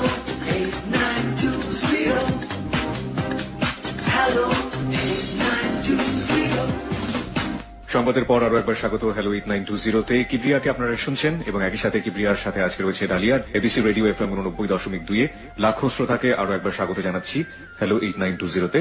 এই অনুষ্ঠানটি সম্পর্কে নতুন করে বলার কিছু নেই। আজকে আমরা 32তম পর্ব পার করছি এবং এই 32তম পর্বটি পার হয়েছে 32 জন কিংবা তারও অধিক মানুষের জীবনের গল্প নিয়ে। জীবনের গল্পগুলো যারা শুনে থাকেন তারা আসলে তাদের মতো করিয়ে নেন। এখানে আমরা কোনো উপদেশ দিই না, কোনো জ্ঞান গর্ভ বক্তৃতা রাখি না। আমরা বিশ্বাস করি ভালো মন্দ বোঝার ক্ষমতা সবারই তার নিজ নিজ জায়গা থেকে আছে এবং ডালিয়ার জীবনের গল্পটা শোনার পর যদি আপনি আপনার জীবনে কোনো শিক্ষা নিতে পারেন সেটাই হবে হ্যালো 8920 সার্থকতা। আমি আরো একবার ফোন নাম্বার বলে দিচ্ছি এবং এই ফোনে ফোন করে আপনি আপনার জীবনের গল্প বলার জন্য আমাদের স্টুডিওতে আসতে পারেন। ফোন নাম্বারটি হচ্ছে 91156668। আমি আবারও বলছি 91156668। আমাদের ফেসবুক পেজটি হচ্ছে facebook.com/hello8920। আমি আবারও বলছি facebook.com/HELLO8920। হ্যালো 8920 একসাথে লিখবেন, মাঝখানে কোনো স্পেস দেবেন না। এখানে গিয়ে লাইক দেবার সঙ্গে সঙ্গে আপনি হ্যালো 8920 মেম্বার হয়ে যাবেন। আর এখান থেকে হ্যালো 8920 যাবতীয় তথ্যাবলী, অতিথির সঙ্গে যোগাযোগ থেকে শুরু করে যাবতীয় রকমের তথ্যাবলী আপনি এখান থেকে পেয়ে থাকবেন এবং পুরনো অনুষ্ঠানগুলো আপনি এখান থেকে ডাউনলোড করতে পারবেন। ডালিয়া, যে জায়গাটিতে আমরা ছিলাম, যে আপনি বলছিলেন যে অনেকদিন পর, বিয়ের অনেক দিন পর আপনার সাথে একটা শারীরিক সম্পর্ক হওয়ার গল্প আপনি বলছিলেন, ঠিক সেই জায়গাটা থেকে আমরা শুরু করতে চাই। তারপর যখন জোর করলো আমি ওর সাথে পরে খুব মিসবিহেভ রাফ বিহেভ করছি। তারপর আমার গায়ে একটা থাপ্পড় দিছে। থাপ্পড় দেওয়ার পর আমি জেদের মাথা ওইটা আমার যে কাপড় রাখার আলনা ওইখানে একটা কাঠ ছিল, ওই কাঠটা ধরে আমি 2-3টা বাড়ি দিছি। বাড়ি দিছি যেতে আমার গায়ে হাত তুললি কেন? তো বাড়ি দেওয়ার পর ও কিছু বলে নাই, চুপচাপ বসে রয়েছে। তো বলছে যে আপনার নাতি আমাকে মারে, আমার নানিকে বলছে। এগুলো বলার পর ও এরকমই করতো, বাসায় আসতো না, ঠিক মতো খরচ দিত না, বাইরে থাকতো। আর আমি যে বাসাটা ছিলাম ওই আন্টি আমাকে বললো যে তোমার হাজবেন্ড বাসায় থাকে না, তুমি আসার 10 মিনিট আগে এসে ও ঘুমিয়ে পড়ে। এই যে বললেন শারীরিক সম্পর্কের জন্য আপনার এত অত্যাচার করলো, ফার্স্ট টাইম আপনাদের কি এটা হয়েছিল সেই সময়টাতে? হ্যাঁ, তারপর 2-3 বার হয়েছে। পরে নেক্সট যে বাসাটা যখন আমি একটু স্বাভাবিক হইতেছি যে না দেখি আস্তে আস্তে ঠিক করতে পারি কিনা, দেখি না, তখন ও আস্তে আস্তে ওর যে পুরনো যে গার্লফ্রেন্ড ওর প্রতি জড়াই গেছে। আর আমাকে বলতো যে তোমাকে বিয়ে করে ভুল করছি, ওকে বিয়ে করলে আমার ভালো হইতো। তো ওই গার্লফ্রেন্ডকে আমি আর শিমু খুঁজতে গেছি, পাইনি। যে সত্যি যদি তোরা বিয়ে করিস তাহলে বিয়ে কর, আমাদের কোনো আপত্তি নেই। এটা আমি আর শিমু চাইছি, তোরা যদি সত্যি চাই বিয়ে করে একসাথে হইতে তাহলে হোক, আমার কোনো সমস্যা নেই, আমি তোর লাগে থাকবো না। আর ওরা নাকি একবার বিয়ে করতে চাইছিল, তখন আমার ননাস দেখে ফেলছে, ওকে এখান থেকে নিয়ে আসছে। এটা ওর নিজের মুখেরই কথা এবং আমার ননাস বলছে। আগে যে বাজার করে রান্না করতো কিছুই করতো না। মানে শারীরিক সম্পর্কে অবস্থা হওয়ার পর থেকে পুরোটা চেঞ্জ হয়ে গেল। এখন ফুল চেঞ্জ হয়ে গেছে। এখন প্রায় সময় ও আমাকে টাকার জন্য চাপ দেয় যে তোমার মামাকে বললো আমাকে কিছু টাকা দিতে, আমি ড্রাইভিং শিখি, আমি একটা কিছু করি। আমি কখনোই বলবো না, আমি এখানে লাশ হলেও আমার মাকে বলবো না। এগুলো করতো। আমার মামা খুব কষ্ট পাইতো আমার দেখে, যার জন্য আমার মামা আমার সামনেও আসতো না। আমার মামাটা আমাকে আজও প্রশ্ন করে নাই যে ডালিয়া তুই বিয়ে করলি কেন। সবাই যে বলছে যে কারো কথা বিশ্বাস করে নেই, ও আমাকে কেন বললো না। আর আমারও আমার মামার প্রতি অভিযোগ দিই। আমার মামা জানে যে আজকে আমার বিয়ে, আমার মামা কেন বাড়িতে নাই, সে তার ফুপুর বাড়িতে ছিল। যাই হোক, অনেকগুলো কেমিস্ট্রিগত অনেকগুলো ভুল এখানে আছে। যাই হোক, তারপরে কি হলো আপনার হাজবেন্ডের সাথে? তারপর থেকে আমার মামা আমাকে ভালো করে দেখেন, আর আমার সাথে টাকার জন্য অত্যাচার করে, অনেক করে। তো আমি তালাক শব্দটা তখন উচ্চারণ করে যে লাগলে আমি ছেড়ে দেবো, মরে যাবো, তাও তোকে টাকা দেবো না। আর মামাদের কখনো বলবোই না। তারপর একদিন মামাকে শারীরিক ভাবে চর্চা করে টাকার জন্য। হ্যাঁ, টাকার জন্য ঘরের থেকে টাইনা নিয়ে আসে। তখন আমার মা শুনছে একজনের মাধ্যমে। আমার মামার এক বন্ধু ছিল, উনি আমার বাসায় খবর পাঠাইছে, আমার মা আমাকে দেখতে আসেনি। তখন আমার খালা ঢাকায় ছিল, আমার খালা নানিকে পাঠাইছে, আমার নানি এসে আমাকে নিয়ে যায়। তখন আমার শরীরে প্রচন্ড আকারে জ্বর, বাসায় কেউ ছিল না। আমাকে 1 গ্লাস পানি দিচ্ছে বাড়িওয়ালার ছোট্ট একটা মেয়ে, 7 বছর বয়স ও। তো বাসায় গেলে আমার আম্মা কথা বলে না, আমি কান্না করে দিলে আমার মামার বুকে জড়াই দেয়, মা তুই কান্দোস কেন, তোর কি হয়েছে, তুই আমার কাছে ক। কি ধরনের অত্যাচার করেছিল আপনার সাথে? আমাকে মারধর করছে, হাত ধরে খাটের থেকে টাইনা নামাইয়া গেট পর্যন্ত নিয়ে গেছে। এরকম করার পর অসুস্থ খুব কষ্ট লাগছে। পরে মামার বলছি, কয় যে ঠিক আছে তুই ওর কাছে যাই না, মামা একটা বকা দিচ্ছে। তারপর ও আমাকে মারতো সব সময়, এমন ভাবে মারতো যেন আমার শরীরে কোথাও স্পট না পড়ে আর বোঝা না যায়। গলাটা চাইপা ধরতো, কিন্তু গলার ডোরটা চেপা ধরতো, মুখ চেপে গলার ডোরটা চেপা ধরতো, হাত পা একদম চাপাই ফেলছে, তাই আমি লড়তে না পারি। তারপর এরকম আরেকদিন করতেছিল, ও আমাকে সেদিন অফিস ছুটি, আমার অফ ডে, বাসায় দিচ্ছি, কোথায় যেন গেছে, জ্বর শুয়ে দিচ্ছি। ও আবার সেই টাকার জন্য আমাকে মারতেছে। এখন আমি কিছু করতে পারতেছি না। আমি যখন উঠে চলে যেতে দিচ্ছি তখন ও বাসায় তো কেউ নেই। আমাকে হাত পা বাইধা একদম চিপাই নিয়ে খাটের উপর ফেলে গলার ঢোটা চিপা ধরছে। এর ভিতরে আমার নানি চলে আসছে। পরে আমার নানি বলছে যে আমার নাতিনি তোর কাছে দিচ্ছে, এই জন্য দিনি। তারপরে আমি বলছি যে আমি তোকে তালাক দিলাম, আজকে থেকে তোর সাথে আমার সম্পর্ক নাই, তুই আর কখনো আমার লাইফে আসবি না। তারপর বলে ঠিক আছে যা। পরে ওর ভাই বলছে যে তুই যে কাজটা করছিস, ওর বোনও বলছে তোকে আমার ভাই বলতে ঘৃণা করতেছে। ওইখানেই সম্পর্ক শেষ করে আমি আলাদা হয়ে মার কাছে চলে যাই। তারপর থেকে মার কাছে থেকে চাকরি বাকরি করি। তারপর থেকে ও প্রায় সময় বাসার সামনে আসতে এরকম করতো, এক পর্যায়ে ফ্যামিলি নিয়েও আসে।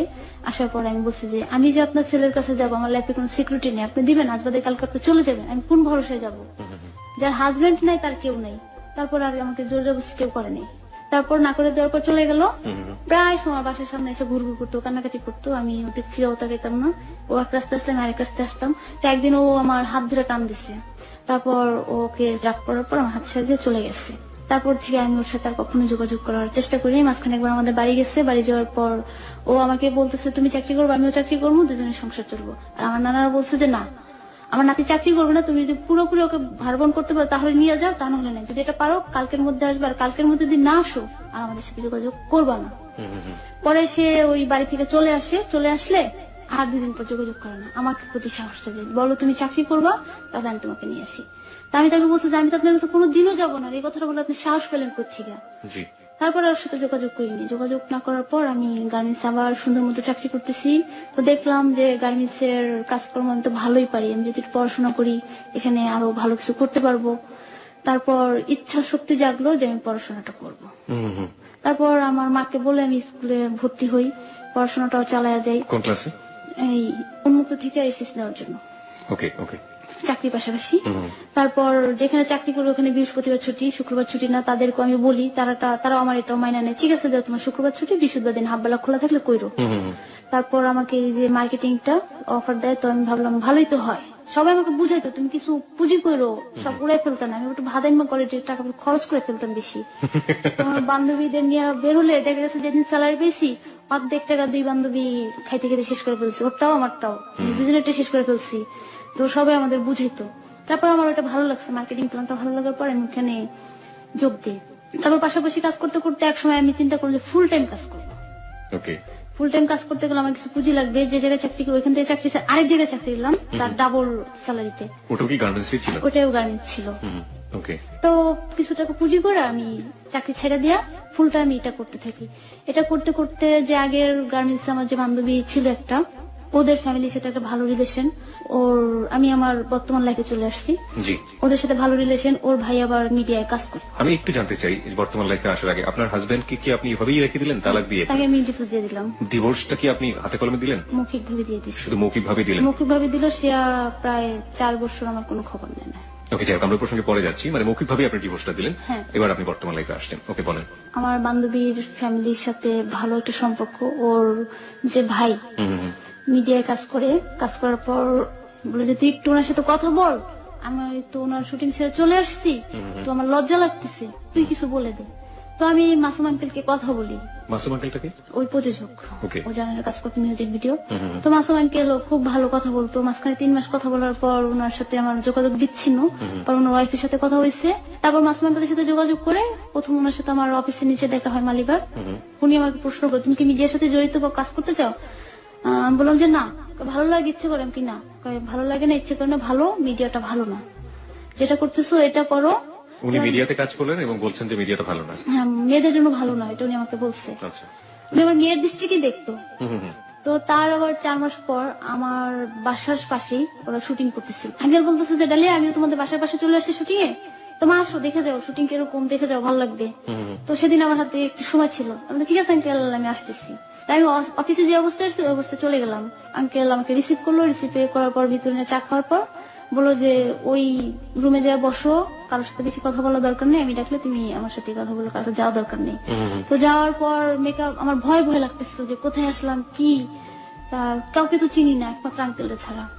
পরে আমি মেকআপ রুমে গেলাম, যিনি ছিল মেকআপ ম্যান ওনাকে আবার আমি চিনে ফেলছি যে আমি যখন আমার একজন কলিগের সাথে কাজ করতেছিলাম সাভারে, তো আমার ওইখানে এক ভাইয়া হয় অনেক সিনিয়র, উনি আবার একটা ফিলার করছিল এতিম বাচ্চাদের নিয়ে, এসএবি সম্পর্কে, এই 2টা নিয়ে। ফিলার মানে ফিল্ম না, ছোটখাটো একটা কাই বলে যেটা এইচআইভি/এইডস নিয়ে আর এতিম বাচ্চাদেরকে নিয়ে। তো তখন আমি আবার ওই মেকআপ ম্যানকে দেখছি, তখন ওনার ওটাকে সাথে ফিলার বলে? হ্যাঁ, ফিলার বলে। ওকে, আমি I am not used to with that kind of word. যাই হোক, কোন একটা মানে ভিডিও টিডিও কিছু একটা হ্যাঁ, করেছিল তো? ভিডিও ওকে, মানে কিছু ওকে, অনুষ্ঠানে তার করছে, এটা প্রচার করার জন্য বাহিরের দেশে দিবে। তখন আমি আবার ওই মেকআপ ম্যানকে দেখছি। ওকে, দেখার পর কথা বলছি, উনি আমাকে মেয়ে ডাকছে। তাকে দেখার পর ভিতরে একটু সাহস আসলো যে না, একজন পরিচিত আছে। তো ওইখানেই বসে রইলাম। মাসুম আঙ্কেল ওনাদের যে নাটকে যে মহরত করবে, তখন আমাকে ডাকছে। সবাই গেছে নিচে, সবার সাথে সবার পরিচয় করাই দিল। নাটকটা শুরু করার আগে আমাকে ডাকছে, ডালিয়া বাহিরে আসো তো, একটু ফ্রেশ হয়ে আসো, মাথাটা আশ্রয় আসো, আর তোমার ব্যাগটা নিয়েই আসো। আমি বললাম ঠিক আছে, আসতেছি। ওকে, আসার পর বললো যে আসলে তোমাকে ডাকছি, একটা শর্ট নিবো, দেখবো যে তোমার ক্যামেরায় কেমন আসে। আর এটা আমাদের নাটকের প্রথম শর্ট। তো আমাকে বলে দিল যে কি করতে হবে, ধরো তুমি তোমার বয়ফ্রেন্ডের সাথে দেখা করতেছো, মার্কেটে যেতে খুব তাড়ায় আসো, আর একজন লোক বাসা দেখতে আসছে, তার দৃষ্টিটা তোমার উপর পড়বে, তুমি বিরক্ত করে একটা ভাব করবা, এই বললো। ঠিক আছে, গেলাম, নিচে গেলাম। যাওয়ার পর আমাকে আঙ্কেল এখানে দাঁড়াও। তারপর যে ক্যামেরাটা নিয়ে যায়, উনি যাচ্ছে, হঠাৎ করে একটা লোক আসলো সামনে। আইসা আমার দিকে তাকে বলতেছে যে তুমি কখনো প্রেম করছো? প্রেম করলে মনে করো বয়ফ্রেন্ডের সাথে দেখা করতে যাইতেছো, সময় শর্ট, গাড়ি পেতেছো না, খুব তারাই আসছো, আর পাশের থেকে কিছু লোক আসতেছে বাসা দেখতে, এখন তারা বাসা থেকে তোমার দিকে তাকাইছে, তুমি বিরক্ত করে একটা ভাবনা রিক্সা নিয়ে চলে যাবা। আমি বললাম ঠিক আছে, এটা করতে হবে। পরে আমি ওটাই করলাম। বোর লাগতেছিল। তখন আমাদের গ্রামের এক আন্টি আর এক আমার বয়সী একটা মেয়ের সাথে পরিচয় হলো, তার ভালো লাগলো, তাদের সাথে গল্প করতেছি, মজা করতেছি। হঠাৎ করে মাঝখানে আন্টি অসুস্থ হয়ে গেছে। তো তখন ব্যথাটা কি ধরতে পারতেছিলাম না। পরে বললাম যে মেয়েটার নাম ছিল প্রিয়াঙ্কা, প্রিয়াঙ্কা তোমার আম্মুর একটা গ্যাস্ট্রিকের ব্যথা, গ্যাস্ট্রিকের ট্যাবলেট থাকে, তাকে খাইতে দাও, আর তাকে এখন কিছু খাও। ওকে, তারপরে তুমি কি করে বুঝলাম? হ্যাঁ, এটা তার গ্যাস্ট্রিকের ব্যথা, তাকে ট্যাবলেট খাওয়া। পরে তাকে কিছু খাওয়া, ট্যাবলেটটা খাওয়ালো। বেশ কিছুক্ষণ আন্টির পাশে বসেছিলাম, খুব ভালোই লাগলো, আন্টির সাথে খুব ফ্রি হয়ে গেলাম। তো সারা বিকাল কেটে গেল, একসাথে খাওয়া দাওয়া হইলো। তা আমি বলি আঙ্কেল এখন তার থাকা যাবে না, আমাকে তো এবার যেতেই হবে। এর ভিতরে আরেকটা ছেলে ছিল ওদের প্যানেলেরই, আমাকে ডাইকে জিজ্ঞাসা করছে কি করো, কোথায় থাকো, নাম কি। হালকা উপরে বলে চলে আসছে। আঙ্কেল বলছে যে কারোর সাথে কথা বললো না মা, এখানে কেউ ভালো না, তুমি ভিতরে যাও, আমি যখন ডাকবো তুমি তখনই আইসো, যাদের সাথে ভিতরে বসা ছিল তাদের পাশেই যাও। গল্প করতে করতে 5টা বাজে গেছে, ছাদে গেলাম শুটিং এর জন্য। আমাদের শুটিং চলতেছে, আমিও ছাদে গেছি সবার সাথে। 5টা বাজে আঙ্কেল এবার চলে যেতে হবে, আর থাকা যাবে না। চলে যাবো মা? হ্যাঁ যেতে পারবো? হ্যাঁ আমি যেতে পারবো। পরে বললো আচ্ছা ঠিক আছে তাহলে যাও যাও বললো। পরে ওই ওনাদের যে নাটকের মূল যে প্রডিউসার ওইখানে বসা। তো আমি যখন যাইতেছি তখন বললো যে মাসুম সাহেব ও চলে যাচ্ছে কেন, ওর অ্যাড্রেসটা লিখে রাখেন। বলবো যে না, ওর অ্যাড্রেস লিখতে হবে না, ও আমার মেয়ে, ওকে আমার ঘরের লোক লাগবে না। না তারপর লিখে নেন, সবসময় তো মাথায় থাকে না, অ্যাড্রেসটা যদি থাকে তাহলে কাজে লাগবে। পরে আমার ঠিকানাটা, আমার নামটা রাখলো। তো যখন ফর্ম ফিল আপ করতেছে তখনই আর কি পরিচয় হয়ে গেল যে আমার দেশে এই প্রিয়াঙ্কার কে বলবো। তো প্রিয়াঙ্কা তোমাদের সাথে তো যাইতে পারে, একই জায়গায় বাসা, আলাদা যাও কি দরকার, তোমার যাওয়া দরকার নেই, 2টা মিনিট বসো, আমরা একসাথে যাই। 20 মিনিট পরে গাড়ি নিয়ে বের হলো। বের হওয়ার পর রাস্তায় অনেক কথা হলো। প্রিয়াঙ্কার আমার সামনের সিটে ছিল, আমরা দুজন দুই পাশে, আর উনি ছিল মানে প্রিয়াঙ্কার যে ভাইয়ের বন্ধু, উনি মাঝখানে ছিল। তো চলে যাওয়ার পথে প্রিয়াঙ্কার আম্মা আবার রাস্তায় অসুস্থ, এখন তারা ডাক্তারের কাছে যাবে। যাওয়ার পর যেখানে যাবে সেটা তারা চিনে না, তো লোকেশন বলে আমি সেটা চিনে ফেলছি। বললাম ঠিক আছে আমি চিনি, চলে নিয়ে গেলাম। সেখানে ও রাত্র হয়ে গেছে 10টা। আবার হয়তো টেনশন করতেছে। আমি ডাক্তারের কাছে যাওয়ার পর বললাম যে আচ্ছা আমি এখন না হয় চলে যাই, আমার তো দেরি হয়ে যায়, বাসা পাশেই আছে। বললো যে না এত তুমি একা যাও, আমরা তোমাকে দিয়ে আসবো। দিয়ে আসার পর উনি আমার ডিটেলস জানলো, ওই প্রিয়াঙ্কার ভাইয়ের বন্ধু। হঠাৎ করে আমাকে 10টার দিকে ফোন আসে। ফোন আসার পর বলতেছে কি হ্যালো কেমন আছো। আমি হয়ে গেছি যে কে আপনি? তোমার তোমার স্বামী। আপনি আমার কোন স্বামী? বলে তোমার কয়টা স্বামী? আমি বললাম যে আমার তো 9টা স্বামী ভাই, আপনার কয় নম্বর স্বামী সেটা বলেন। তোমার 9টা স্বামী মানে একটা মানুষের কয়টা স্বামী থেকে? আমি তো জানি ছোটবেলা থেকে আমার 9টা স্বামী, আর 9টা স্বামীর ভিতর 2টা স্বামী কথা বলতে পারে না, আর একটা মারা গেছে, 2টা মারা গেছে, আপনি কয় নম্বর সেটা বলেন, আর কোন স্বামী নামও বলেন। উনি ঘুম ঘুম চোখে আমার সাথে দুষ্টামি করতেছে।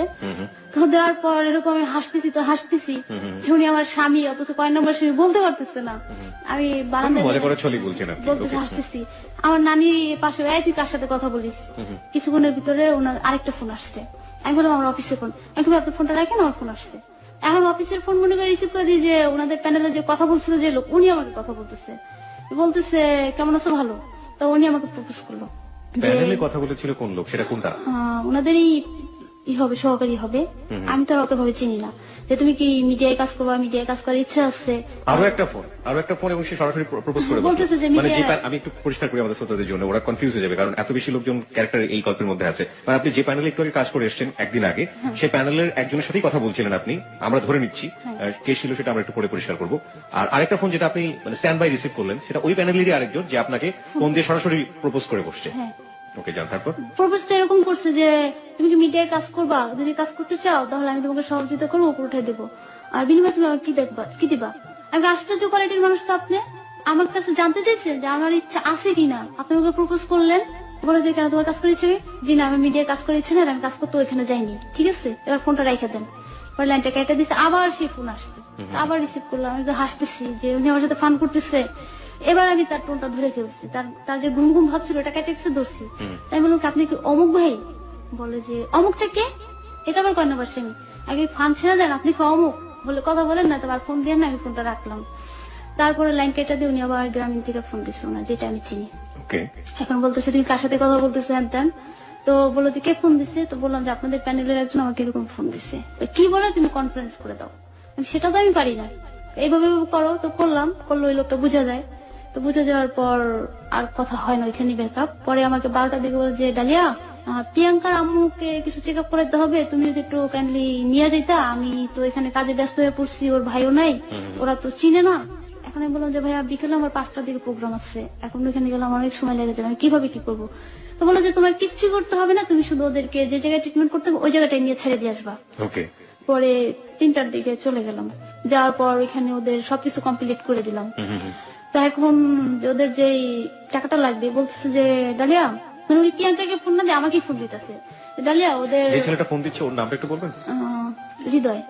আমার ভাই এই নাম ধরেই আপনি গল্পটা আগান, তাহলে আমাদের জন্য ভালো হবে। তো হৃদয় ফোন দিয়ে বলতেছে ডালিয়া ওদের ট্রিটমেন্টে কি লাগবে না লাগবে এগুলো তুমি একটু ঠিক করে দাও, তোমার কাছে টাকা আছে কত, আর ওখানে কত টাকা লাগবে।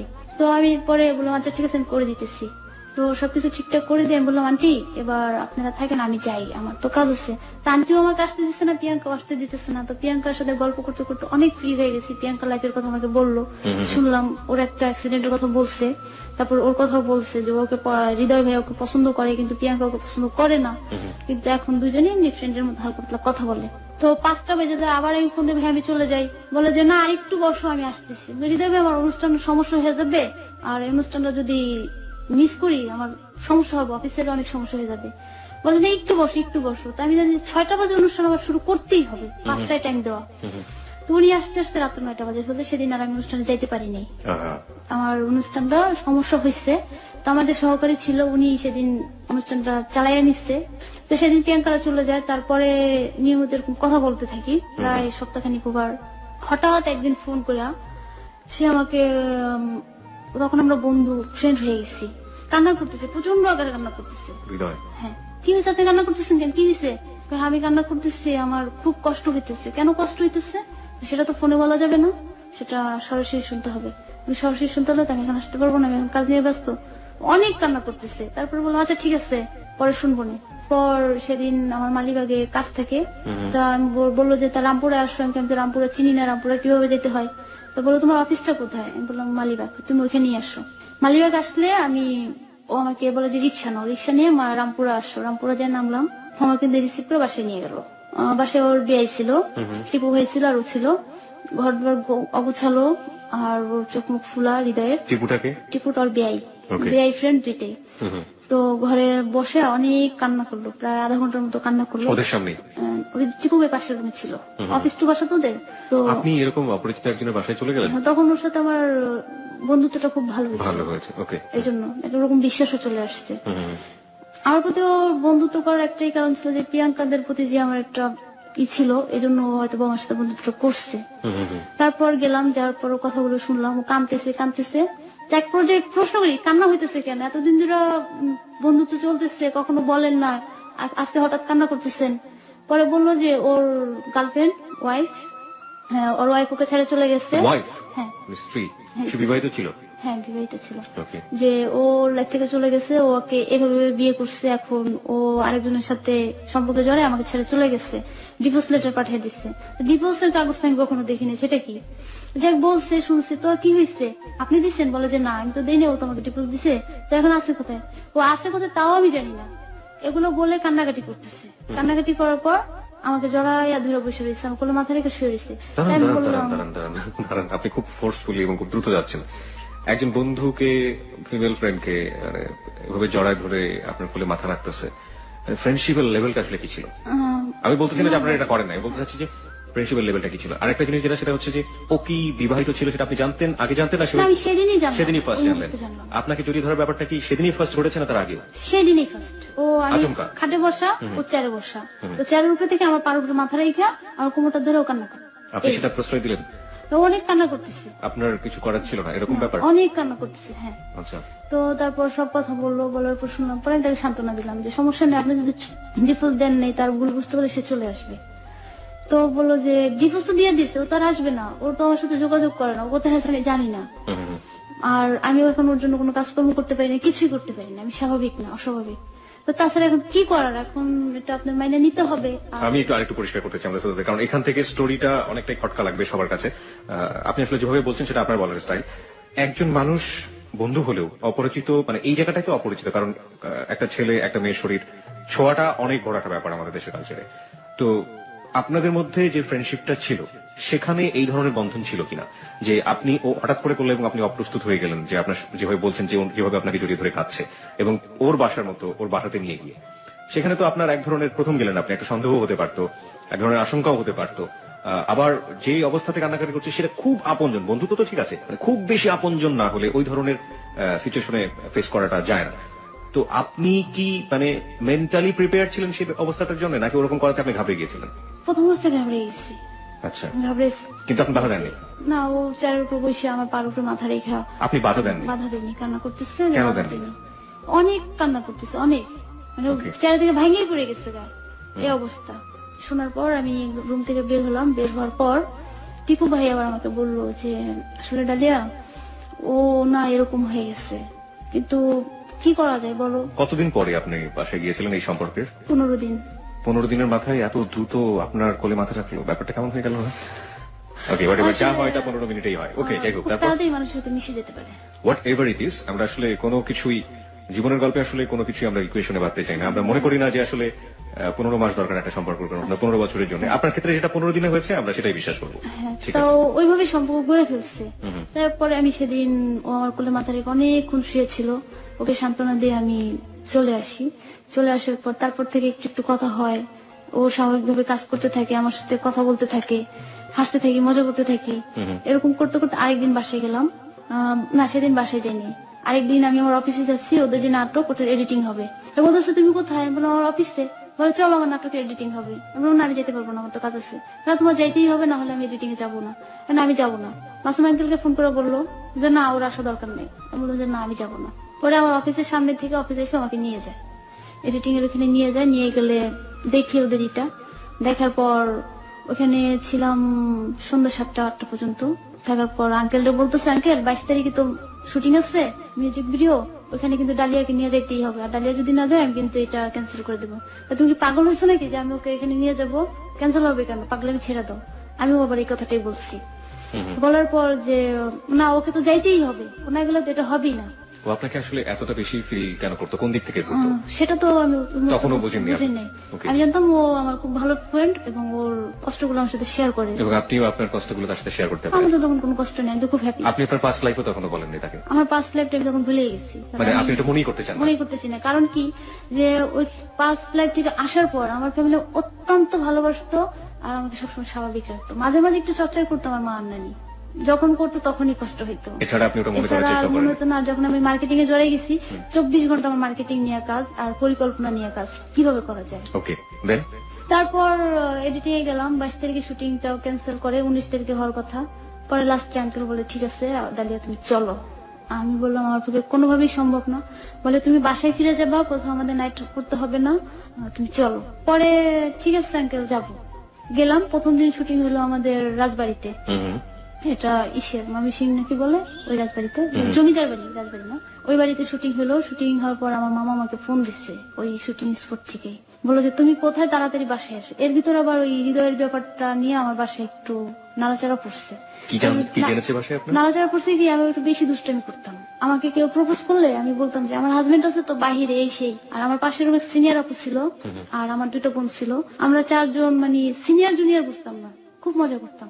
যে আমাদের 4 জনের বিয়েটা হবে এক বাড়িতে, একদম 4 ভাই এক ফ্যামিলির হবে, এই তো তখন আমি শিলিয়া আপার সাথে মজা করতাম, আমার আপুর সাথে মজা করতাম। করতে করতে শুটকি তুমি বিশ্বাস করো না কেন, এই যে আমার বয়ফ্রেন্ড, এই দেখো, এরকম বিভিন্ন দিন বিভিন্ন মানুষের ছবি দেখে বলতাম, কারণ আমার তোর কাছে অনেক মানুষের ছবি থাকতো একসাথে, এক গাদা ছবি ফিকে দিয়ে বলতাম, এই দেখো এখানে আমার বয়ফ্রেন্ড আছে আর ওরা 4 ভাই আছে, যেটা তোমার পছন্দ হয় বলো।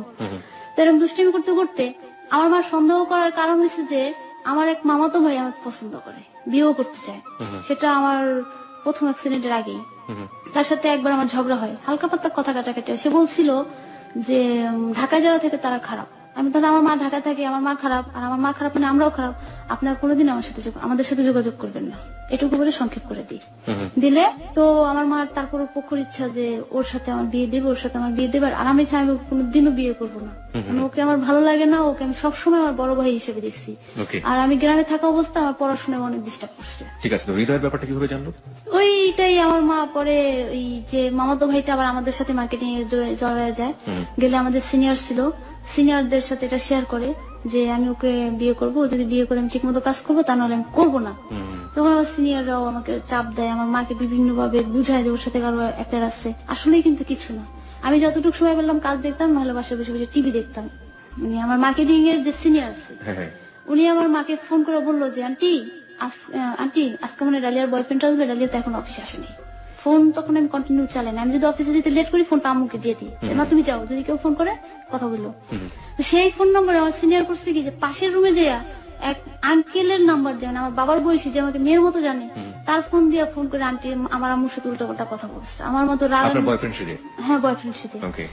আমার মা তো পুরোপুরি সামনে যে 1 ঘন্টা, মানে সিনেমা হলের সামনে যে 1 ঘন্টা দাঁড়ায়, হ্যাঁ দাঁড়ায় থাকার পর কই আমার বয়ফ্রেন্ড তো কেন কেউই আসে না। তো আবার অফিসে যায়, আন্টি আসছে, বলে যে না বাবা আসেনি। বাসায় যেত আমার মা আমাকে অনেক রাগ করছে। আমি হাসতেছি, বোকার মতো শুধু হাসতেছি, মা তোমার মাথা ঠিক আছে, মা তোমার মাথা ঠিক আছে। আমার যদি কোনো গেস্ট আসে আমি কি বাসায় বসে বসে ঘুমাবো, আমি কি টিভি দেখবো বলো? আমার তো সামনে পরীক্ষা, আমার পড়া আছে, কিন্তু আমি ঘুমাইতেছি, আমার গেস্ট আছে, আমার চিন্তা নাই। তুমি মিথ্যা কথা বলতেছো, এই নাম্বার এই যে। পরে আমি দেখলাম, দেখার পর ফোন দিছি, ফোন দেওয়ার পর ওই পাশ থেকে কোনো কথা আসে না, আমি এই পাশ থেকে কিছু কথা বলছি কড়া কড়া কণ্ঠে। পরে দিন অফিসে যাওয়ার পর আঙ্কেল আমাদের ফিরাও তাকায় না, কান্না কান্না ভাব। কোন আঙ্কেল এটা? সিনিয়র? হ্যাঁ সিনিয়র আঙ্কেল, যার নাম্বারটা দিয়ে আমার আম্মুকে এভাবে হরানিটা করা হয়েছে। তো আঙ্কেল এটা আমাকে করছে আম্মুর কাছে আমাকে ছোট করার জন্য, এবং আমার মামাতো ভাইয়ের সাথে যেন আমি বিয়েতে রাজি হয়ে যে চাপ সৃষ্টি করলে এই জন্য। ওর সাথে মামাতো ভাই কি সম্পর্ক ছিল ওই সিনিয়রের সাথে? একই সাথে কাজ করতাম। আপনি এই গল্পগুলো ভাবে না ভুলে গেলে আমাদের স্ক্যাটারলি যেটা হচ্ছে, আমাদের শ্রোতার ব্যাপারগুলো বুঝতে পারবেন, অনেক জটিল মনে হবে, ধামধুম করে একটা ক্যারেক্টার ঢুকে যাচ্ছে, একটু গুছিয়ে বলতে হবে। হ্যাঁ ওকে, এই জন্য আমাকে প্রশ্ন বেশি করতে হচ্ছে। ঠিক আছে, তো হৃদয়ের ব্যাপারটা নিয়ে সন্দেহ করলো কিভাবে? এটা আমি এখনো পরিষ্কার হয়নি আমার কাছে। হৃদয়ের ব্যাপারটা নিয়ে সন্দেহ করলো যে আমার মামাতো ভাইকে আমি কেন বিয়ে করতে চাই না, আর আমি কি শুধুই ফান করি না কি সত্যি। হৃদয়ের ব্যাপারটা কি আগে জানতো আপনার পরিবার? কেউ জানতো না। ওকে ঠিক আছে, শুধু এতটুকু জানে যে আমি যে ইসে গেছিলাম আসুম আঙ্কেল, ওনার প্যানেল থেকে যে ছিল উনি আমাকে বাসায় পৌঁছে দিয়ে গেছে। ধরে নিয়েছে যে ওই ছেলেটার সাথে আপনার কোনো সম্পর্ক নেই। এবার বুঝি সত্যি সত্যি ওর সাথে কারো সম্পর্ক হয়ে গেছে। ওকে, সেই ছেলেটি ছিল হৃদয়, রাইট? সেই ছেলেটি ছিল হৃদয়। এবার জান ময়মনসিংহের ঘটনাতে জান, ওখানে কি হলো? তো ময়মনসিংহে ফোন করছে মামা যে তুমি এখনই বাসায় চলে আসো। মামা 1-1.5 ঘন্টার আগে লাগবে না, তুমি সিএনজি নাও, 1 ঘন্টা লাগবে না, আধা ঘন্টায় তুমি চলে আসো। পরে মামা আসা সম্ভব না, আমি দূরে চলে আসি, কাজ নিয়ে ব্যস্ত মেজো মামা। এই বললাম ফার্স্ট মিথ্যা কথা। আমি সবার কাছে যদি মিথ্যা কথা বলবো, আম্মুর সাথে মিথ্যা কথা বলতাম না, আর অন্যায় করে পরে আম্মুর কাছে বলতাম মা আমি আজকে অন্যায়টা করে ফেলছি। তারপর আর আসি না, সেদিন বাসে আসতে বাইরে যায় রাত্র 11টা, এই হলো। আর আমি এমনি তো বাসে 11টার আগে ফিরতে পারি না, আপনার কাজের জন্য একা ফিরি না, আমার সাথে যে কলিগ আছে বেশ কিছু 4-5টা মেয়ে আছে, সিনিয়র জুনিয়র আমার পাশাপাশি থাকি আর কি, এজন্য আমরা একটু লেট করে ফিরি। যেহেতু তখন আমি একটু সিনিয়র লেভেলে চলে গেছি, মার্কেটিং একটু সিনিয়র লেভেলে চলে গেছি। সেদিন আম্মা একটু সন্দেহই করছে যে আজকে নিশ্চয়ই অফিসে যায়নি, আজকেও ওইখানেই গেছে। এই কথাগুলো স্যার থেকে বলা হয়েছে। সেদিন আমি অফিসের কাজেও গেছি, অফিসের কাজ আগেই শেষ করে ফেলছি, তারপর এখানে গেছি। বাসে আসছি, আসার পর আমার মা আমার দিকে খুব মানে রাগ রাগ চোখে তাকানো, নানিও ঘরে। আপনি কি পরদিন আসলেন নাকি? না, সেদিনই চলে আসছি। Okay. সেদিনই 11টা বাজে বাসায় চলে আসছি, Okay. প্রতিদিনের টাইমে। তো টাইমে চলে আসলে বা আমি ফ্রেশ হয়ে ঘরে যাই, প্রচন্ড ক্ষুধা লাগছে। নানি ভাত দিলে আমার মা ভাতের প্লেটটা নিয়ে যায়, আমাকে তখন আর ভাতটা খাইতে দেয় না, বলে যে ওকে আমার ঘরে ভাত দেওয়া হবে না, ও আমার কথা শুনে না, ও যখন ওর মতো করে চলে ওকে ওর মতো থাকতে দাও। তখন আমার প্রচন্ড কান্না আসছে যে মা মানুষের কথা শুই না, আমার প্লেটটা নিয়ে গেল। তো আমি বললাম ঠিক আছে নানি, তুমি ভাতটা রেখে দেন, খাবো না। তারপর আমি শুয়ে পড়লাম, ফ্লোরেই শুয়ে পড়লাম। গরমের দিন আমার মা খাটে শুয়ে পড়ে, পাশের রুমে আমার মামাতো ভাই, মানে যেই মামাতো ভাইয়ের সাথে আমার বিয়ে হওয়ার কথা, ওরই ছোট ভাই আসছে সেদিন। আসার পর আমি অচেতন অবস্থায় শুয়ে রয়েছি মাটিতে। রাত্রে তখন হঠাৎ করে আমার মা উঠছে ঘুম থেকে, উঠার পর বটি নিচ্ছে যে আমাকে আজকে কোবাইয়া মেরে ফেলবে। মাই গড। তো ঘরের লাইটটা জ্বালানো ছিল, দরজাটা একটু খোলা ছিল। তারই ওই মুহূর্তে আমার ওই মামাতো ভাই উঠছে, আমি আর আমার নানি কোনাকুনি হয়ে এসেছিলাম। তো উঠছে যে দেখে ফেলছে, ফুফু ফুফু আপনি এটা কি করতেছেন, কারণ ওর আজকে আমি মাইরাই ফেলবো, ও কেন এরকম করতেছে। মানে কেন তার কথা আপনি বিয়ে হ্যাঁ, করতেছেন? তার কথা বিয়ে করতেছি না, মানে ঘুম চোখে তো মার দিকে তাকায় রয়েছে যে মা কি করতেছে এগুলা, আমি কিছু বলতে পারতেছি না। নানিও কিছু বলে না, বটিটা নিয়ে সরাই দিছে। পরে মা শুয়ে পড়ছে। পরের দিন সকালে তো আবার সে প্রতিদিন আমার 6টার ভিতরে অফিসে যেতে হয়, তা না হলে তো আবার আইসে সবাই ফিরে যাবে। আমি সকালে অফিসে যাবো, মা সকালে 5:30 একটা বাসায় নেই। আমি বলছি মা বোধহয় একটা হাঁটতে উঠতে গেছে কোথাও, বা কারো কাছে টাকা পাবে, যেহেতু কাপড়ের ব্যবসা করে, সবাই গার্মেন্টসের চাকরিজীবী, সকালে ছাড়া পাওয়া যায় না। নানির জিজ্ঞেস নানি মাকো রাতে যে কিছু হয়েছে, আমি ওইটা ই করিনি। আমি বলছি, মা রাগের মধ্যে শাসন করছে, করতেই পারে, সে তো পুরো বিষয়টা আমার কাছে এখনো শুনে নেই। তো নানি বলে তোর মায়ের কথা টাকা আনতে গেছে। পাঁচটা দিন নানি একদম অফিসে গেলাম। তা অফিসের উদ্দেশ্যে আমি গেলাম, অফিস শেষ করে আমাকে আবার সেদিনও শুটিং আছে। তো সেদিন বলছে যে এফডিসির সামনে আসতে হবে। তো হৃদয়? হ্যাঁ, হৃদয় বলছে। আপনি কেন ও যা বলতেছে আপনি সেটাই শুনতেছেন কেন? ওই মাসুম আঙ্কেলও বলছে যে তখন তো আমরা সম্পর্ক অনেকটা ফ্রি হয়ে গেছি। যাওয়ার পর সেদিন গেলাম পুবাইলে আমরা শুটিং এ। যাওয়ার পর সেদিন ওরা পুরো শুটিংটাই কমপ্লিট করে ফেলে। আমাকে একটু ক্লিয়ার করেন মানে ডালিয়া, সেটা হচ্ছে যে আপনাদের মধ্যে ফ্রেন্ডশিপটা কি এমন ছিল যে আপনারা দুজন দুজনকে 24টা ঘন্টা ফিল করতেন? হ্যাঁ, সেটাই ফিল বলতেন, করতাম। 24 ঘন্টা ফিল করতেন। এটা ছিল না লাভিং কোন রিলেশনশিপ সেই মুহূর্তে, কিন্তু দুজন দুজনকে অনেক অনেক বেশি ফিল করতেন, অনেক কিছু শেয়ার করতেন, সবসময় দুজন দুজনের কাছাকাছি থাকতেন, কাছাকাছি থাকতাম। এবং যে কারণে হৃদয় আপনাকে ফিল করতো এবং আপনি ওর কাজে পাশাপাশি থাকতেন, তাই তো ব্যাপারটা? হ্যাঁ হ্যাঁ, ব্যাপারটা এরকম। ওকে, টু বি অনেস্ট, এই যে আপনাদের দুজনের মধ্যে এরকম একটা সম্পর্ক, জানেন আর না জানেন আগে আপনার একটা ফিজিক্যাল রিলেশন হয়েছে, সো আপনি ফিজিক্যাল রিলেশন সম্পর্কে জ্ঞাত, এবং একইভাবে সেও কিন্তু তার জায়গাটা থেকে ফিজিক্যাল রিলেশন সম্পর্কে জ্ঞাত, বিকজ তার ওয়াইফ ছিল, সে বলেছে। আপনাদের এই ধরনের রিলেশনের মধ্যে, এই ধরনের আন্ডারস্ট্যান্ডিং এর মধ্যে, যেহেতু আপনি তার বাসায় গিয়েছেন, কোন ধরনের কোনো ফিজিক্যাল রিলেশন ছিল না, তখন আমাদের কোনো ফিজিক্যাল রিলেশন হয়নি, বা অন্য কোনো ধরনের ফিজিক্যাল অ্যাটাচমেন্ট? না। কোনো ফিজিক্যাল অ্যাটাচমেন্ট আসেনি? কোনো ফিজিক্যাল অ্যাটাচমেন্ট আসেনি। ওই আমাকে জড়া ধরে কান্না করছে। এরপরে কি আপনারা হাত করতেন, মানে জড়িয়ে ধরতেন? এরপরে কি? না, এরপর তার সময় সুযোগ হয়নি। সময় সুযোগ হয়নি? যায়নি ফোনে কখনো করেছেন এসব? না, ফোনেও এসব কখনো করিনি। ওকে। কি করতেছো? হ্যাঁ, এটাই করতেছি। আচ্ছা ঠিক আছে, এই করো। এইসব তারপরে এগুলো কি করতেছো, এই এগুলোই কথা হইতো। জান ঠান এসব শব্দ যেগুলো না, বলে, এগুলো এইসব হতো না। তবে ও আমাকে কখনো শালি, কখনো বউ। বউ বলতো? বউ বলতো, শালি বলতো। এটা ওই ধরনের রিলেশনের মধ্যেই বলতো, বউ বলে ডাকতো এবং শালি বলে ডাকতো। শালি বলে ডাকতো, ছোট বউ, শালি এগুলো বলতো। ওকে, আপনি কি বলতেন? আমি ওকে হৃদয় ভাই বলতাম। ভাই বলতেন? হ্যাঁ। আচ্ছা, সালাম দিতেন? সালাম তো ভারী হয়ে যাচ্ছে রিলেশন, এই জন্য এটা বললাম।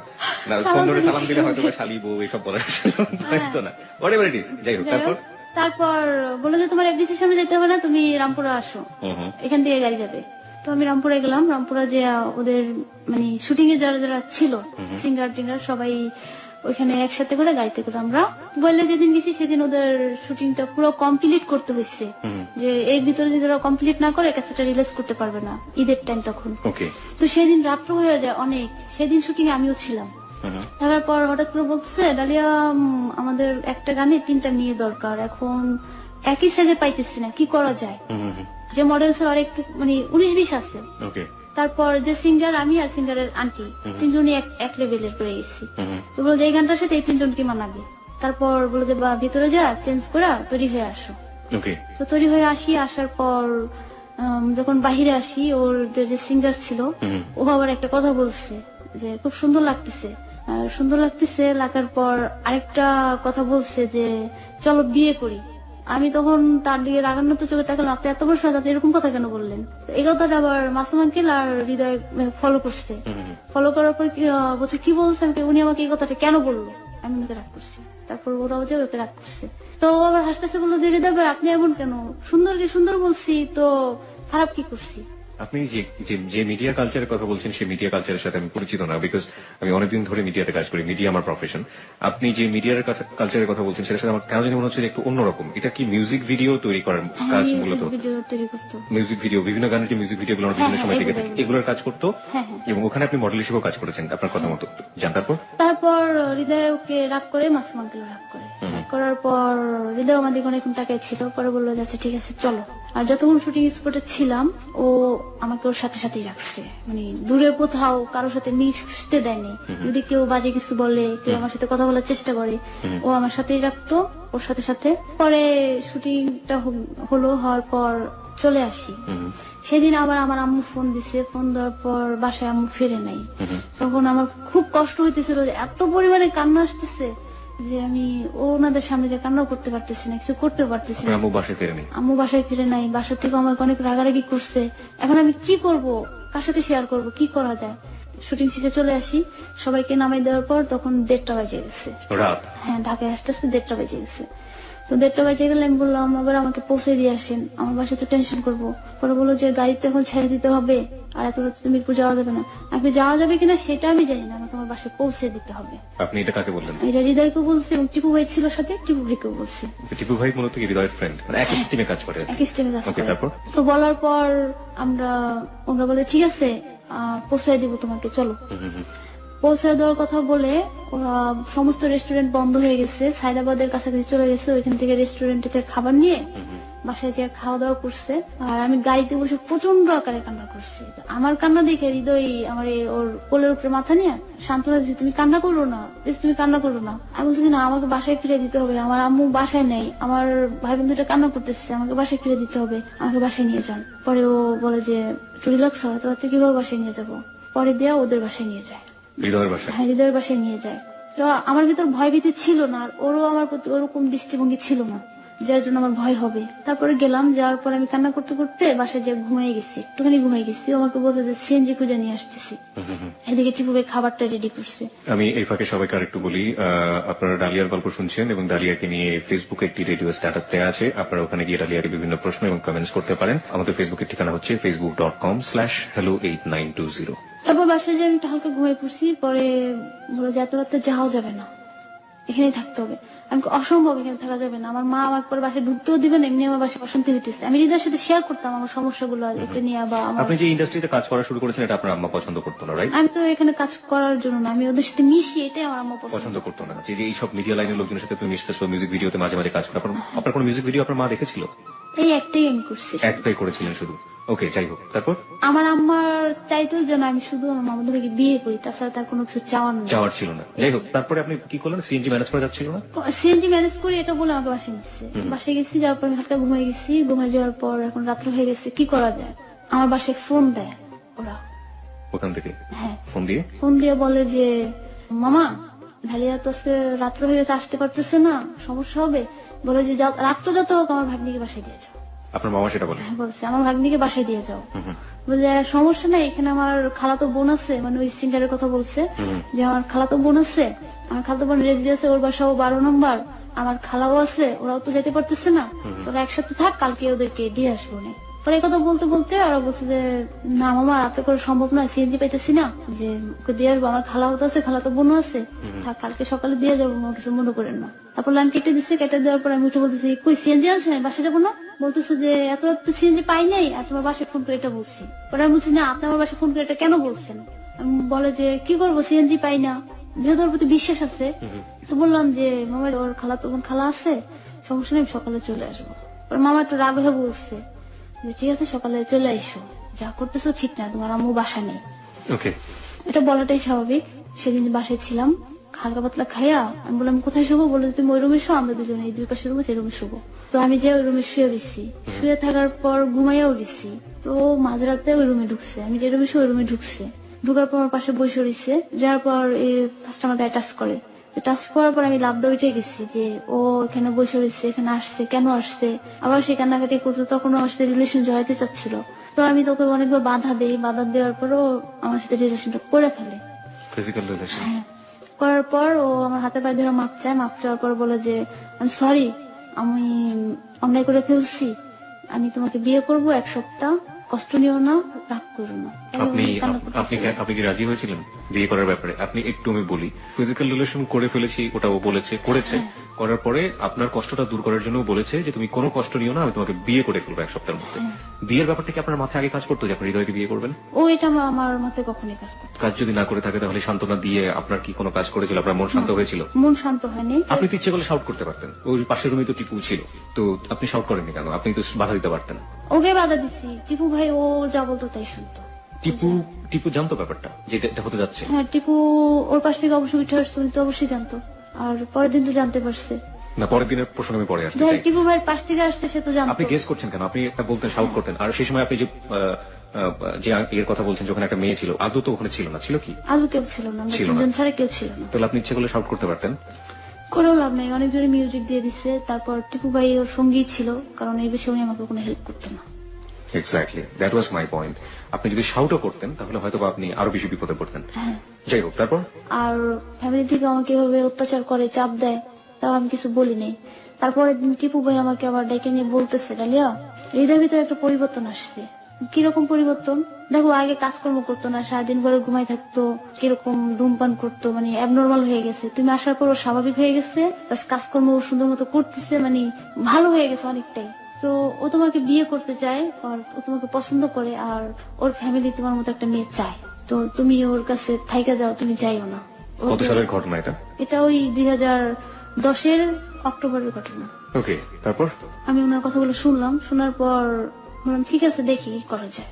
আমি আমার বাসায় তারপর বলি নাই যে হৃদয়ের সাথে আমার রিলেশন বা ওকে আমি চাই, বাবা আমাকে এটা বলছে। আমি আমার বাসায় কখনো বলি নাই, কিন্তু আমার মা ওকে দিয়ে মাইন্ড করতো, সন্দেহটা করতো। তারপর সেদিন তো আমি বাসায় চলে যাই। বাসায় চলে গেলে, বাসায় চলে যাওয়ার পর আপনার সাথে কোনো খারাপ ব্যবহার করে নাই? হ্যাঁ করছে। কি ছিল? বাসায় কেন আসছি, কি দরকার ছিল আসার? আমি তাদের অবাধ্য হয়ে গেছি, আমার মা হারাই গেছে, তাকে খুঁজে না দিতে হবে, এই কথাগুলো বলছে আমাকে। মা আসলে কোথায় ছিল? মা আসলে কোথায় গেছে সে কিছু বলে যায়নি। সে তার যে সেলফোনটা নিছে সেটা অফ করে রাখছে, প্লাস আরেকজনের কাছে দিয়ে দিছে। আপনি কি পরে জানতে পারছিলেন যে? হ্যাঁ, আমি ওই নাম্বারটা একাধিকবার ট্রাই করছি, তার নাম্বারটা বন্ধ ছিল। আর অন্য একটা মহিলা ধরে বলতো যে দেখে এই নাম্বারটা আমি একজনের কাছে কিনে রাখছি, ওনার কাছে টাকা ছিল না, আমার কাছে বিক্রি করে দিচ্ছে। আসলে আদৌ আমি জানতে পারিনি সে কোথায় ছিল। মাঝখানে জানছি যে সে নাকি কবিরাজ দেখাইতে আমাদের এদিকে যাবে, কিন্তু সে নাকি ধ্যানে পড়ে যশোর চলে গেছে। সে যে যশোর সেখানে দেখাবে তার শারীরিক সমস্যা, এই জন্য। ওকে, দিস আর দা মানে স্টোরি, এগুলো হচ্ছে গল্প। এই গল্পটাকে আপনি কিভাবে কোন দিক থেকে অ্যানালাইসিস করবেন সেটা আপনার ব্যক্তিগত ব্যাপার। আমি বারবারই বলছি যে গল্পটাকে আপনি কিভাবে নিচ্ছেন, আপনি গল্পের পিছনে কোনো সন্দেহ করবেন কি করবেন না সেটা আপনার ব্যক্তিগত ব্যাপার, কিন্তু ওর জায়গাটা থেকে যেটা মূল্যায়ন করছে, যেভাবে দেখছে, সেভাবেই আমরা ওকে বলার সুযোগ দিচ্ছি। ঠিক আছে, তারপরে আপনাকে এ ধরনের সমালোচনা ফেস করতে হলো। তারপর হৃদয়ের সাথে আমি সবকিছু শেয়ার করতাম, আমার প্রবলেম গুলো যা যা হইতো, আমাকে সান্ত্বনা দিত। পরে ও আম্মুকে খোঁজার জন্য অনেক চেষ্টা করে, চেষ্টা করার পর এক পর্যায়ে আম্মুর খবরটা পাই। তারপর হৃদয়ের বার্থডে আসে। বার্থডে আসলে সেখানে যাই, সকালবেলা যাই, যা ওকে উইশ করতে। যাওয়ার পর বেশিক্ষণ ছিলাম না, 20 মিনিট থাকার পর মাসুম সবাই আসছে, বের হয়ে চলে আসি। আসার পর ওর যে গুরু, ওনার অফিসে যায়, ওখান থেকে কথাবার্তা বলার পর আমি আবার 11টার ভিতরে বাসায় চলে আসি। ওকে, আমি একটু জানতে চাই যে হৃদয় তো বাসাটা নিজে ভাড়া নিয়ে থাকতো? হ্যাঁ, নিজেই ভাড়া নিয়ে থাকতো। এই যে শারীরিক সম্পর্ক, এটা হওয়ার পরে আপনি যতবার তার কাছে গিয়েছেন আপনাদের মধ্যে শারীরিক সম্পর্ক হয়েছে? হ্যাঁ, ততবার হইতো না। ওকে, ঠিক আছে, তারপর সেদিন চলে আসি। সেদিনও আমাকে একটু দুর্বল বেশি হয়ে যায়। তারপর বাসায় আসার পর আমাকে ফোন দেয়, ফোন দেওয়ার পর কথা বলে বাসায় পৌঁছেছে কিনা এগুলা, এভাবে সম্পর্ক আগাইতে থাকে। এখন ওরা যে বাসাটায় থাকতো, ওই বাসাটা ছেড়ে দিচ্ছে। এখন ওদের মূল সমস্যা হচ্ছে বউ দরকার বাসার জন্য। ওরা মনে মনে প্ল্যান করে রাখছে যে আমাকে বউ সাজা বাসা নিবে, মানে ব্যাচেলরদেরকে দিচ্ছে না বাসা। এই যে সমস্যা। আর আমিও এটা চাই যে ওরা বউ সাজায় রাখবে আমাকে। তো আমি সেদিন মালিবাগে অফিসে কাজ, বললো যে ডালিয়া বাসা পাল্টাবো, বুঝবাস করতে পারতেছে, একটু হেল্প করে দেওয়া যাও। সবাই আসছে, আসলে সবাই আসছে। আসার পর আমি গেলাম, ঠিক আছে আমি আসতে পারি, আমাকে এই টাইমের ভিতরে আমার বাসায় ব্যাক করতে হবে। ঠিক আছে আসো। আসলাম, ওদের বাসা সবকিছু বুঝগাছ করলাম। ওর বড় ভাই আসছে, ওর মেজো ভাই আসছে, বাসায় সবাই আসছে, কথা বললো। ওর বড় ভাই সম্ভবত সেদিন দেশের বাইরে থেকে আসছে। আসার পর দেখে জিজ্ঞাসা করছে কে এটা, বলছে যে টিপু ভাইয়ের খালাতো বোন। তো রান্না বাড়া করলাম, বড় ভাই চলে গেছে, মেজো ভাই, আমি, টিপু ভাই, হৃদয়, আমরা 4 জন একসাথে খাওয়া দাওয়া করলাম। তারপর মেজো ভাই চলে গেছে, সবাই চলে গেছে, আমি একা বাসায়। তখন 3টা বেজে গেছে, 4টা বেজে গেছে, ওরা আসতেছে না। আমি ফোন করে বলছি তাড়াতাড়ি আসেন, আমার যেতে হবে। বলছে হ্যাঁ তুমি বসো, আমরা সিএনজিটা নিয়ে আসতেছি, তারপর তুমি চলে যেও। তারপর ওদের ফোন অফ করে দিচ্ছে, আর লাইনে ঢুকতে পারতেছি না। আমি একা একা বাসায় আসতে রাত্রে 11টায়। তো সেই দিনও ওরা আর আমাকে বাসায় আসতে দেয়নি, ওখানেই রেখে দিয়েছে। ওখানেই রেখে দিচ্ছে। আপনার আম্মা তখন বাসায় ছিল? আমার আম্মা সে তখন বাসায় ছিল। সেদিন ঘটনাটা ওরা অন্যরকম করছে, সাজেছে যে টিপু ভাই আমি তো দাঁড়িয়ে বিয়ে করবো, তো ওর বাসায় বলে দেন যে ও আমার বউ। এটা ওরা, হ্যাঁ, আমি তখন ওদের সামনে ছিলাম না, আমি রুমে বসে বসে আবারও সেই কান্না করতেছি, একই অবস্থা। তো আমার আম্মাকে ফোন করে বলছে, বলে দেওয়ার পর আমার বলতেছে অসম্ভব, এটা আমি আমার মেয়ের মুখ থেকে শুনতে চাই। ওর যত ঘুমায় পড়ছে, তো আমার আম্মা আরো কান্না করতেছে, আমাকে দেয় নেই, আমাকে দেবো, আমি কান্না করতেছি, আমি তার ওদের কোনো কথা শুনি নেই। পরের দিন বাসা পাল্টায়, নভেম্বরের 1 তারিখে ওরা বাসা পায় নাই। বাসা না পাওয়ার পর খুঁজতে খুঁজতে পাশে একটা বাসা আবার পেয়ে গেছে। আপনি রাতের বেলা থাকলেন ওখানে? হ্যাঁ, ওখানে ছিলাম। আপনি আপনার মার সাথে কথা বলেননি সে রাতে? সে সাথে আমার সাথে আমার কথা বলা হয়নি। আপনি চেষ্টাও করেননি? চেষ্টা করি না, আমি অনেক কান্নাকাটি করতেছিলাম, ওরা আমাকে কথা বলায়নি। তো আপনি বলেননি যে তুমি যে কাজটা করছো সেটা ভুল করছো, অন্যায় করছো? হ্যাঁ, আমি তাদের বলছি যে আপনারা কি বললো যে আমার মা মাইনে গেল, পরে বললো যে বলে দিচ্ছি যে হৃদয় তোমাকে বিয়ে করছে, তুমি হৃদয়ের বউ, তুমি যেতে পারবে না। তখন আমি তাদের প্রতি বলছি যে এটা আপনারা কেন করছেন, আমি ওকে কেন বিয়ে করছি বা ওকে আমি বিয়ে করবো কখনো বলছি, এই কাজটা কেন করতে গেছেন, আমার মা কে এই কথা কেন বলছে আমার পারমিশন ছাড়া? ওই তো তোমাকে বিয়ে করবি, তাহলে সমস্যাটা কি? আমাকে বিয়ে তো করে নাই, তাহলে আপনারা বলছেন কেন? তাকে যেটা বলার বলে ফেলছেন, না যেটা বলছেন বলার ফেলছেন, এটা তো হইব না। পরে দিয়া আর চিলাপালা করছি, পরে বসে দিচ্ছি, পরে বলতে বাসাটা পাল্টাই তোমাকে বিয়ে করবো। হৃদয় কি বললো? হৃদয় একই কথা, দুজনেরই একই কথা। পরে বাসা পাইলো, বাসা পাওয়ার পর ওই বাসায় বউ ছাড়া তো আর উঠা যাবে না। দাঁড়ান, আপনি তো তারপরে বাসায় ফিরে গিয়েছেন না? আপনার মা কি করেছিল আপনার সাথে? সেদিন তো বাসায় যাইনি। তার পরের দিন তো গিয়েছেন? পরের দিনও যাইনি। আপনি আসলে কতদিন পরে বাসায় গিয়েছিলেন তার? মানে নভেম্বরের আগের দিন, 1 তারিখ 1 নভেম্বর আগের দিন ওর বাসায় আসি, তো সেদিন আমি বাসায় যাইনি। ওকে। তারপরের দিন আমার বাসায় যাওয়ার কথা সকালে, তো ওরা সকালে উঠে নাস্তা করার পর ওরা বলতেছে যে বাসা একটা পেয়ে গেছি। ওরা ছোট ভাই ফোন দিয়েছে, ভাইয়া তো একটা বাসা পেয়ে গেছি, কাছে ঠিক আছে। তো ওই বাসায় উঠছি, ওই বাসায় বাড়ির লোকটাকে বললো যে ইনি আমার ওয়াইফ, আর আমার বড় ভাই, এই আমরা 3 জন থাকবো। তারপর সন্ধ্যার সময় ঘর গোছানো শেষ, খাওয়া দাওয়া হইলো সবার সাথে। তো এখন তো বাসায় যাবো, তো সেদিন বাসায় যাই সন্ধ্যার সময়। তারপর কি হলো? বাসায় আসি, আসার পর আমার আম্মা আমার সাথে অনেক খারাপ ব্যবহার করে, অনেক বকাঝকা করে, যে অভিশাপ যাকে বলে একটা অভিশাপ দেওয়া শুরু করলো। আপনি নিশ্চয়ই আপনার মার সাথেও অনেক খারাপ বিহেভ করতেন, কারণ এতটা সাহসী তো হওয়া আপনার বয়স থেকে সম্ভব না। আমার কাছে যেটা মনে হচ্ছে যে আপনি মা চাচ্ছে না, পরিবার চাচ্ছে না, তারপরও, এবং যে ছেলেটা আপনাকে এখনো বিয়ে করেনি তার সাথে আপনি প্রায় 2 রাত থাকলেন, এটা তো অত্যন্ত সাহসী একটা ব্যাপার। মার সাথে এই বিষয়ে কখনো খারাপ ব্যবহার করতাম না। যখনই মামাতো ভাইয়ের সাথে বিয়ের কথাটা বলতো তখনই রেগে যেতাম। তাছাড়া আমার কোনো কাজের জন্য যদি রাগ করতো, আমি আম্মুর সাথে রাগ করতাম না, উল্টা পাল্টা বলতাম না, চুপ করে থাকতাম। আম্মু যখন আমার অভিশাপ দিতে শুরু করলো, এক পর্যায়ে কান্নাকাটি শুরু করলো, তখন আমি মারে বললাম যে মা, ওরা যেটা বলছে এটা ভুল তথ্য দিছে তোমারে, এবং আমি তোমার সাথে কথা বলতে চাইছি, তুমি আমার কথাটা শুনলা না, আর আমি তোমাকে কিছু বলতেও পারি না, লাইনটা কেটে দিলা, তাহলে আমি তোমাকে কিভাবে বুঝাবো? ওরা যেটা বলছে ভুল, আমি তোমার সাথে মিথ্যা কথা বলতেছি না, অন্যায় করে ফেললে তো তোমার কাছে আমি স্বীকার করি, আর কারোর কাছে যদি স্বীকার না করি, আমি তোমার কাছে তো স্বীকার করি। মা, তুমি আমার কথাটা বিশ্বাস করো, ওরা যেটা বলছে এটা ভুল বলছে, আর আমি যা করছি বাসা বসে করে সবই দুষ্টামি, কেন তুমি ওদের কথা বিশ্বাস করো, আমার কথাটা কেন শুনলা না? তারপরে বলছে না, তোর কথা আমি বিশ্বাস করি না। তো আমার মেজো মামাকে ডাকে, মামা আসে, মামার সাথে আমি খুব ফ্রেন্ডলি কথা বলি। পরে মামা আমাকে বললো যে মা, আপনি বলেন আপনার কি সমস্যা, আপনি কেন এই কাজটা করছেন? আমি সত্যি কথা বলতেছি মামা, ওর সাথে আমার বিয়ে হয় নাই, ওর সাথে আমার কোনো লাভ সম্পর্ক নাই, যেটা বলছে ওরা ভুল তথ্য দিচ্ছে। আমি মার সাথে কথা বলতে চাইছি কিন্তু কথা বলতে পারিনি, মা আমার কথা বিশ্বাস করতেছে না। মামা, তো আমি কি করবো এখন? বলার পর মামা চলে যাবে, ঠিক আছে আপনি যেহেতু বলছেন আপনার কথাটা মাইনে নিলাম, এরকম কিছু করেন না। আমি বললাম যে মামা, আমি এরকম কিছু করি নাই, আর ইনশাল্লাহ করবো না, তবে হ্যাঁ আমার প্রতি মানসিক চাপটা দিতে না করেন আপনার বোনকে। আপনার বোন আমার সাথে যেটা করতেছে এটা পরিপূর্ণ মানসিক চাপ, যে আপনার ভাইতিজার জন্য আমাকে সে মারা ফেলবে, আমার খাবার টেনে নিয়ে যাবে, ঘরে দরজা আটকে বাইরে দাঁড়া করে রাখে, সারা রাত ছাদ দাঁড়িয়ে থাকতে হয়, এগুলা কেন করে আপনার বোন? এটা তো সে খুব করে। আর তখন আমার খরচপাতি লাগতো, এগুলো আম্মা আমাকে দিত না। প্রায় সময় মালিবাগ হাইটে আসতাম, অফিসে হাইটে আসতাম এই মামাতো ভাইয়ের কারণে। তো আম্মা যখন আমাকে টাকা পয়সা দিত না, রাগ করতো, আমি যেটা পেতাম তত দিয়েই দিতাম। তারপর কিছু বলতাম না, চুপচাপ বাসা থেকে বের হয়ে চলে আসতাম। হৃদয়কেও বলতাম যে হৃদয় আমার সাথে এরকম হইতেছে, তোমরা এটা কাজ ঠিক করো নাই, বলো কেন এরকম করলা। পরে বললো আচ্ছা ঠিক আছে, দেখি আমি কি করতে পারি, আমি তোমাদের বাসায় আসবো। তারপরের দিন ও আবার আমাদের বাসায় আসে। বাসায় আসার পর আমার মা ওর সাথে কথা বলে না, আইসা আমুর সাথে হাত পা ধরে মাপ টাপ চাইছে, কান্নাকাটি করছে। কান্নাকাটি করার পর বলছে যে আমি তোকে ছাড়া বাঁচবো না, ওকে আমার চাই, আপনার দুটো পায়ে ধরে আমি চাই, ওকে আমাকে দেন, আমি ওকে কখনো কষ্ট দিব না। হৃদয় এটা বলেছে? হ্যাঁ, হৃদয় এই কথাটা বলছে। শুনো, আমার মেয়েটাকে তো আমি জন্ম দিয়েছি, ও আমাকে জন্ম দেয়নি। আর তুমি যে জায়গায় থাকো, আমার মতো একটা নিম্নবিত্ত ঘরে মেয়ে তুমি নিয়ে সংসার করবে, এটা তো আমি বিশ্বাস করি না।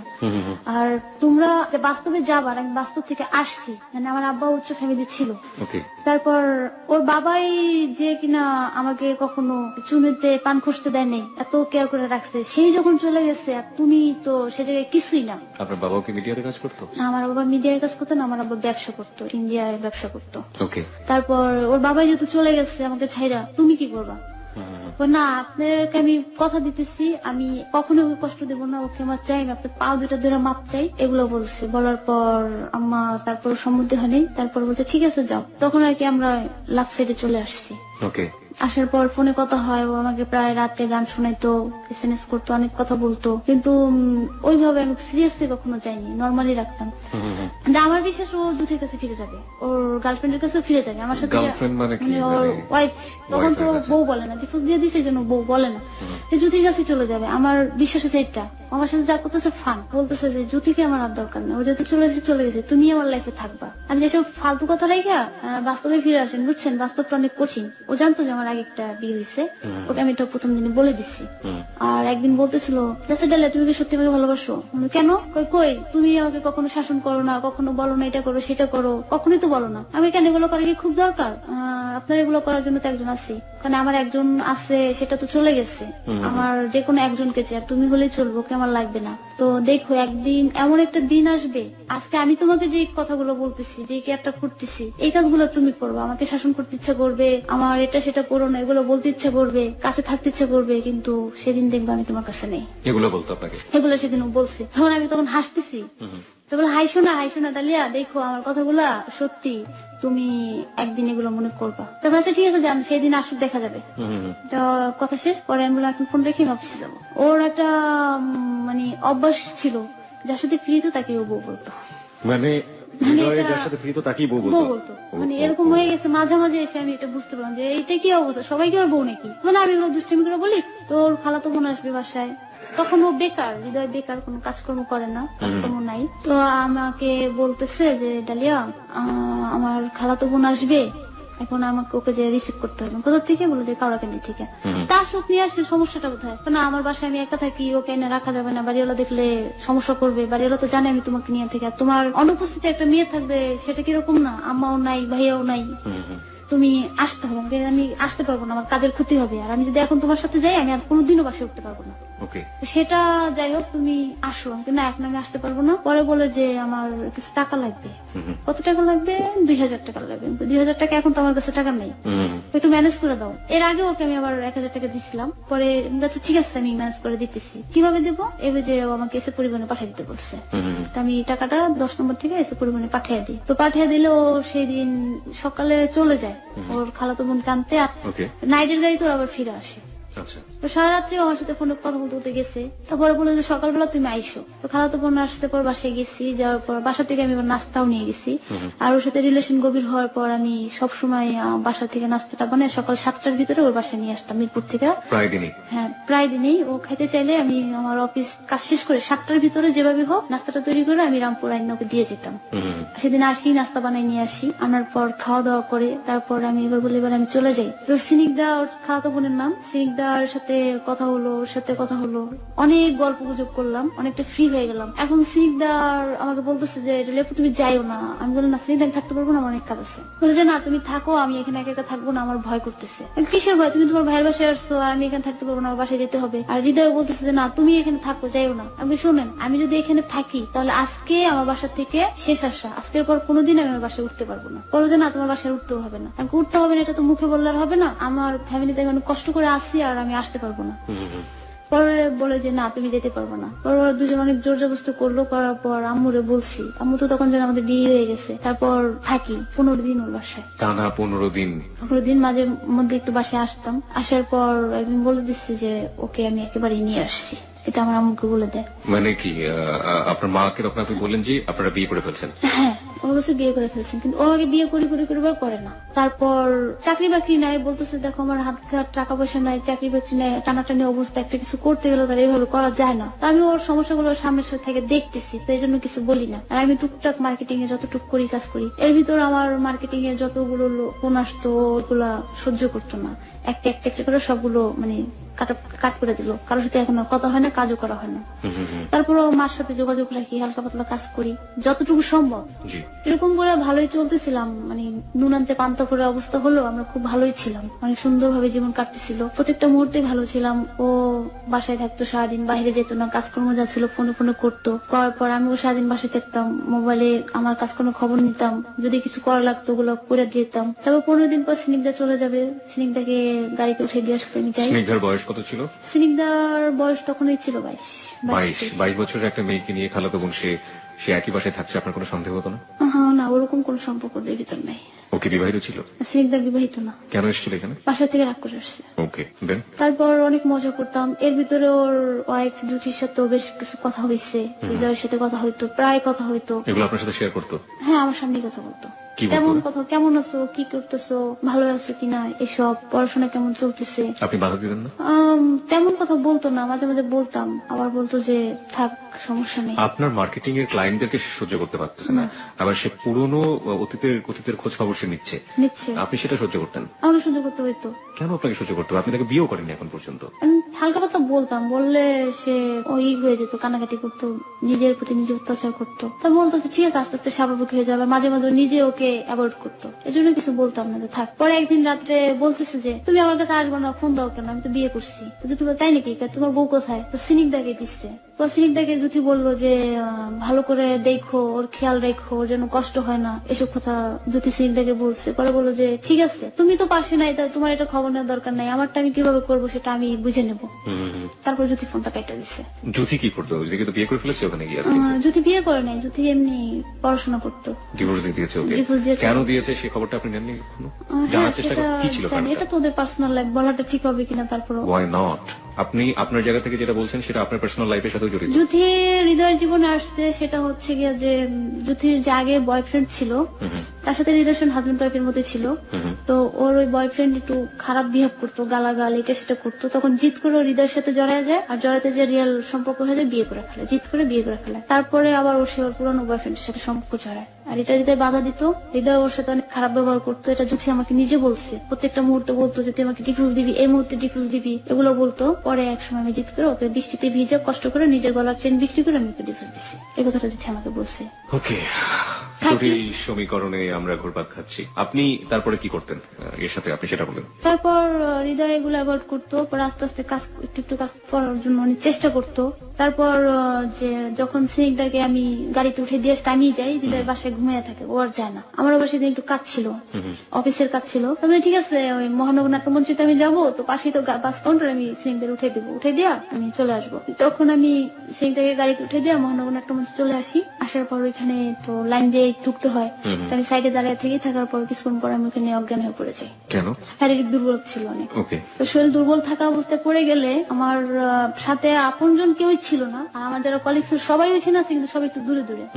তো আমার 2টা ফোন ছিল সাথে, থাকার পর যারা ছিল তাদেরকে তো আর আমি চিনি না, আমারও তারা চিনি না। আমার একটা ফোন নিয়ে যে নাম্বারটা পাইছে ওটা ফোন দিচ্ছে, দেখে আমার সিনিয়র, তো উনি আসছে, উনি আসার পর আবার আরেকটা ফোন দিচ্ছে, ওইটা দিয়ে হৃদয়কে ফোন দিচ্ছে। তো হৃদয় আবার আসছে, আইসা আমার সিনিয়র এর আগে আমাকে একটু বাতাসে নিয়ে পানি টানি দিয়ে স্বাভাবিক করছে। করার পর হৃদয় আসছে, আসার পর আমাকে রিক্সা করে বাসায় নিয়ে যায়, আমাকে শোয়া দেয় হালকা থেকে, তারপর আবার বাহিরে চলে যায়। চলে গেলে আস্তে আস্তে রাত্র প্রায় 9টা 10টা বেজে যায়।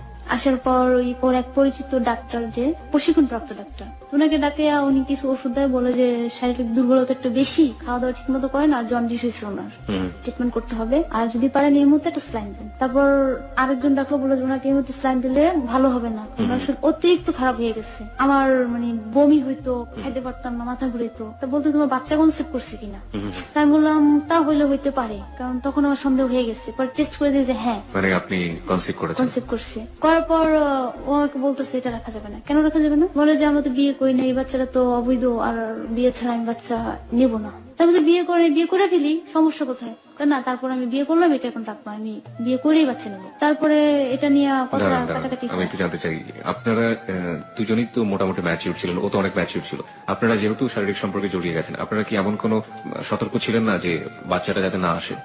যেটা হচ্ছে যে মানে আপনারা তো ইচ্ছা করলে ব্যাপারটাকে অ্যাভয়েড করতে পারেন। হ্যাঁ, আমি ওকে একাধিকবার বলছি, অ্যাভয়েড করতে বলছি। ও বলছে যে না, সমস্যা হবে না, এটা আমার জানা আছে কি করতে হবে। তারপর যাই হোক হয়ে গেছে। তারপর ওর পরিচিত হোমিও ফার্মেসিতে হয়তো কথা বলার পর ওষুধ নিয়ে আসে। Homeo pharmacy?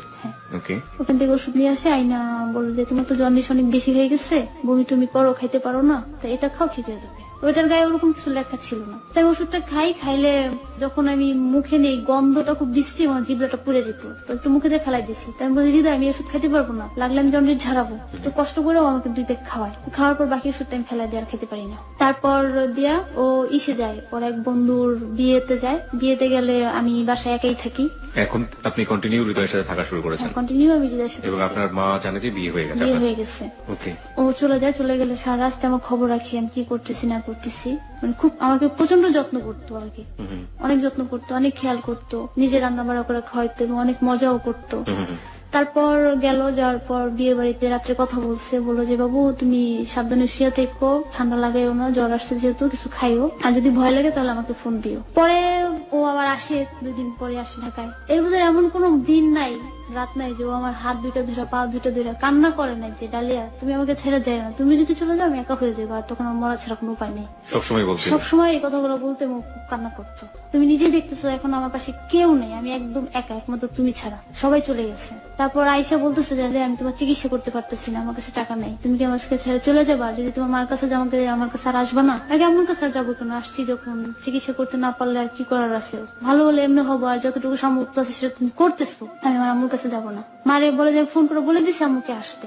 কেন বলছো আমি যাবো না? পরে বলে যে ঠিক আছে আম্মু আসতেছে, আর আমি গুলশান যাচ্ছি, আমি না আসা পর্যন্ত তুমি বাইরের সাথে বাড়ি যাবো। ঠিক আছে। তো আমি বসে রয়েছি, ও আসে না, আমার ইচ্ছা যে আমি যাবো না। পরে ও আম্মুকে ফোন করে দিচ্ছে, আম্মু ওকে নিয়ে যান, আমার আসতে অনেক রাত হবে। পরে আম্মুর সাথে গেলাম, যাওয়ার পর ও আর আমাকে সেদিন কোনো ফোন টোন কিচ্ছু না, আমি বাসায় গেলাম কি না ভালো মন্দ কোনো যোগাযোগ নেই। পরের দিন ফোন দিচ্ছে, কি করতেছি, কেমন আছি, তো জিজ্ঞাসা করছে। করার পর বললাম ভালো। এখন আর ও আমার সাথে কথা বলে না, এখন আমার অ্যাবসেন্সে ও জ্যোতির সাথে কন্টিনিউ কথা বলে।